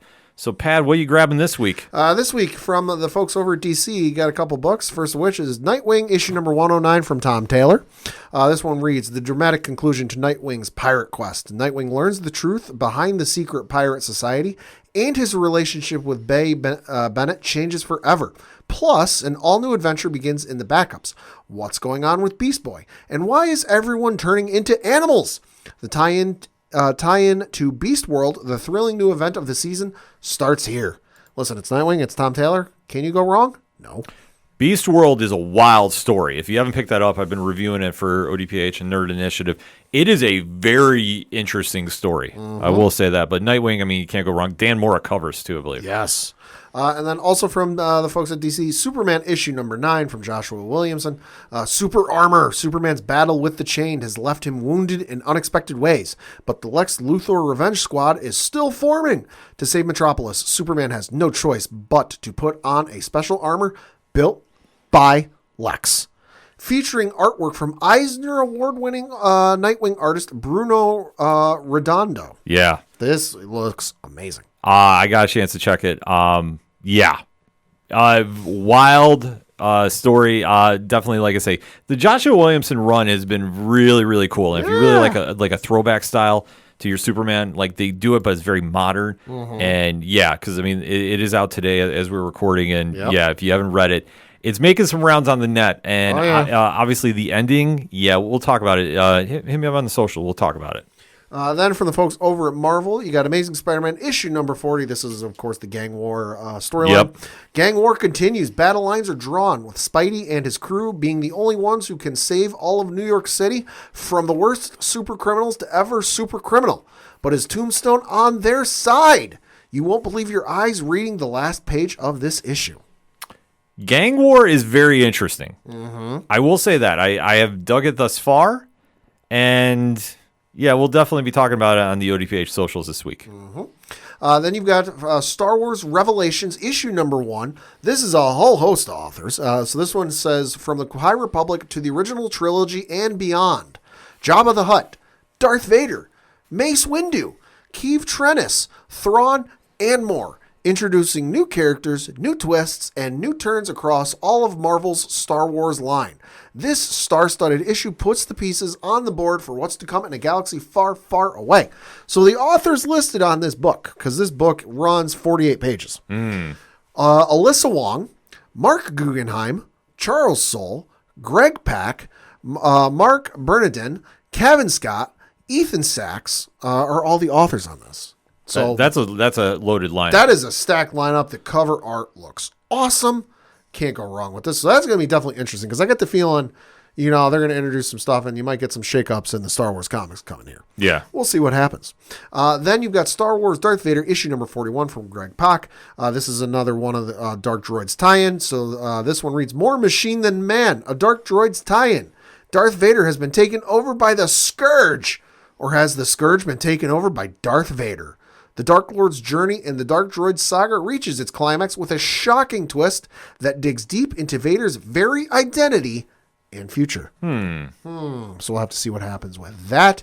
Lastly, certainly not leastly, Star Wars The High Republic, Phase 3, Issue number 2, from Kevin Scott. At the mercy of the Hutts, Keeve Trennis captured. The Nihil allying themselves with the Hutts. An old foe returned. Lines are drawn as past missions come back to haunt the Jedi of Starlight Beacon. And all the while, a deadly hunter stalks the battlefield. But who, or what, is the child of the storm? I maintain Star Wars The High Republic, some of the best storytelling they're doing in Star Wars right now. If you have not started, definitely get started and read some comics on it. Definitely some high praise coming from you on that one, Pat. Uh-huh. Starting my list out this week, one of my favorite crossovers. I didn't expect to like this as much as I do. It's odd when you kind of pitch it. Yeah, Justice League versus Kong versus Godzilla. Uh-huh. Brian Buccellato, Christian Deuce. This series has been wild, but it's been so much like it's a Hollywood blockbuster. I'd hate to be the cleanup crew on following those guys. Oh, my God, yeah. And like I say, if you're a very big fan of the MonsterVerse by Legendary, Yep. you're going to absolutely love like the matchups they're doing. Like Brian Buccellato is doing some fantastic stuff. He's doing a lot of great things in comics, period. We are long overdue to have a chat with him on the ODPH, so I know I have to reach out to him and get that set up, but rest assured we're going to be talking to him about this book, Midlife, No One. A lot of cool stuff he's doing right now, but this is one definitely you got to make sure you keep your eyes out for. Also, a new series that I decided to go pick up because I've been hearing a lot of rave reviews about, and the latest issue is dropping today, a Green Lantern War Journal. Ooh. So this is by an author you know very well, Pad, Philip Kennedy Johnson. Oh, yeah. I've been reading some of the back issues of this. It's very good. Yeah, Montas is on the art. This is a wild story. It's great, though. Yeah, it's great, though. Like, I'm really mad at myself I didn't pick this up sooner. And it's a very interesting take about what they're doing with him now working with Steel at Steelworks and, you know, his life post-Lantern, because there's a lot of things happening to the Green Lantern Corps right now. Yep. But this is a really, really interesting issue, so definitely want to keep your eyes out for that. Like I say, the cover alone is just enough to sell you. And then also, I mean, if it's DC, like, how loaded of a lineup did they have this week? Batman, Superman, World's Finest 22. Mark Waid, Dan Mora. Like, the fact that if I have to even go on further to sell you on this, I don't know. We can't help you. I mean, I can't help you.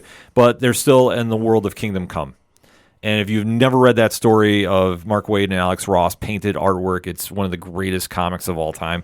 So the fact they're dipping back into this, the story's been very cool thus far. Really interested to see how this is all going to play out. So definitely something to keep your eye out for as well. And then on the other comic side of things, like I say, it's a very, very loaded week. Over at Image, Skybound Entertainment, I love the work they do over there. One of my favorite series of it as of late, and just the reimagining that they've done with this universe has always been cool. G.I. Joe, A Real American Hero. So they have been doing some very cool things. In the return, obviously, is issue 302. So if you know the story behind that, obviously, Larry Hama is just restarting this series for where he left off and just really hitting the ground running. So if you're into G.I. Joe, no matter what your level of fandom is, this is something to definitely go check out. It's a little more grittier than the pop culture stuff a little bit, but I love it. So I'm really excited about what they're doing here. Also from Image Comics and our good friends over at Ghost Machine, Geiger Ground Zero #2. Jeff Johns, Gary Frank. Hey. So this is the last book before the big one-shot gets dropped in January. And then the regular series comes out in April. Well, I should say the new series. I don't know how many are going to be regulars. But this is when the whole Ghost Machine takeover happens. Okay. I can say with confidence we will be talking some more Ghost Machine in 2024. Stay tuned, ... But in the meantime, this is a great, it's the initial days of when Geiger gets his powers. So if you want to kind of get a dive into it, and then check out the limited series that came out a couple years back, this all ties in together. It's great stuff. I'm really excited to see how they're going to finish this story out. Also, Image Comics, yet again, Image has got a great week. I'm sorry, folks. Yeah. They're doing a lot of great stuff over there. We're going to the Massiveverse, and this is a story that we do have to kind of give a little explanation for. This is Shift, the one-shot, the legendary, I'm already calling him a legend, antagonist of the Massiveverse. So the original part of this one-shot was released during the Image anthology series of earlier this year. Okay. So they've put all them together with a brand new chapter for this book. And if you haven't read this, go out and do it. Shift is arguably, I would say, no, let me just put it. He is my favorite villain of all the Massiverse. I love how Kyle Higgins writes him. And when Melissa Flores got a hold of him for The Dead Lucky, I love the pairing of him and BB. Okay. And like, I need more of that together. Shift is a very interesting character, and especially with how you see, everything play out. Like I say, it's going to be something. If you're in the Massiverse, you're obviously going to go pick this up.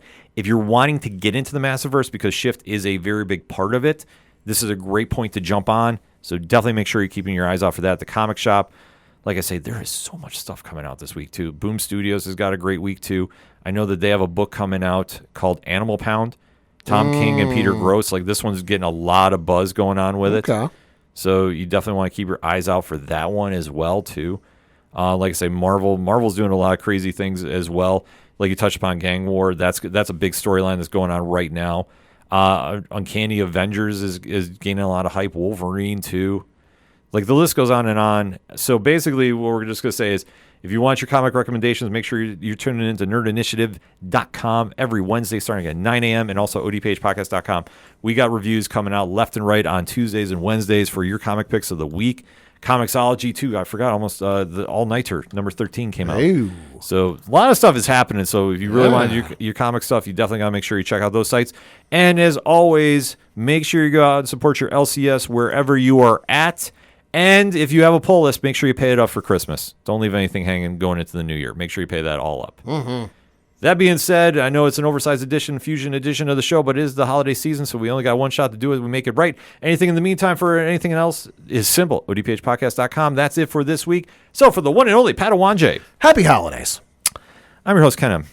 Fuck the Astros. Thank you as always for listening to the ODPH Podcast, better known as the Ocho Duro Parlay Hour. We'll see you next time.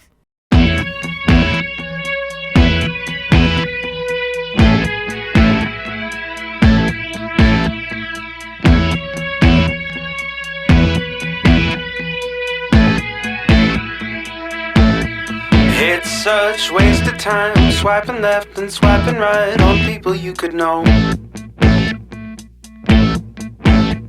'Cause anyone who's worth a damn be worth way more than a picture could ever show. You could find the right light, find the right angle, and never find your soul. And it can feel like a losing battle, and this plot is full of holes. This modern way of finding love just makes me feel so alone. And I can't be the only one sick of staring at my phone. So look up, talk to me, a better way to spend our energy. Just look up, talk to me. We don't have to float alone on the open sea. Don't know that I believe in the old time fable.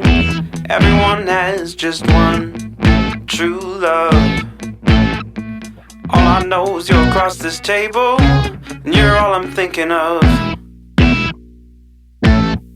So look up, talk to me, a better way to spend our energy. Just look up, talk to me. We don't have to float alone on the open sea. Ooh, ooh, talk to me. Ooh, talk to me. It's such waste of time swiping left and swiping right on people you could know.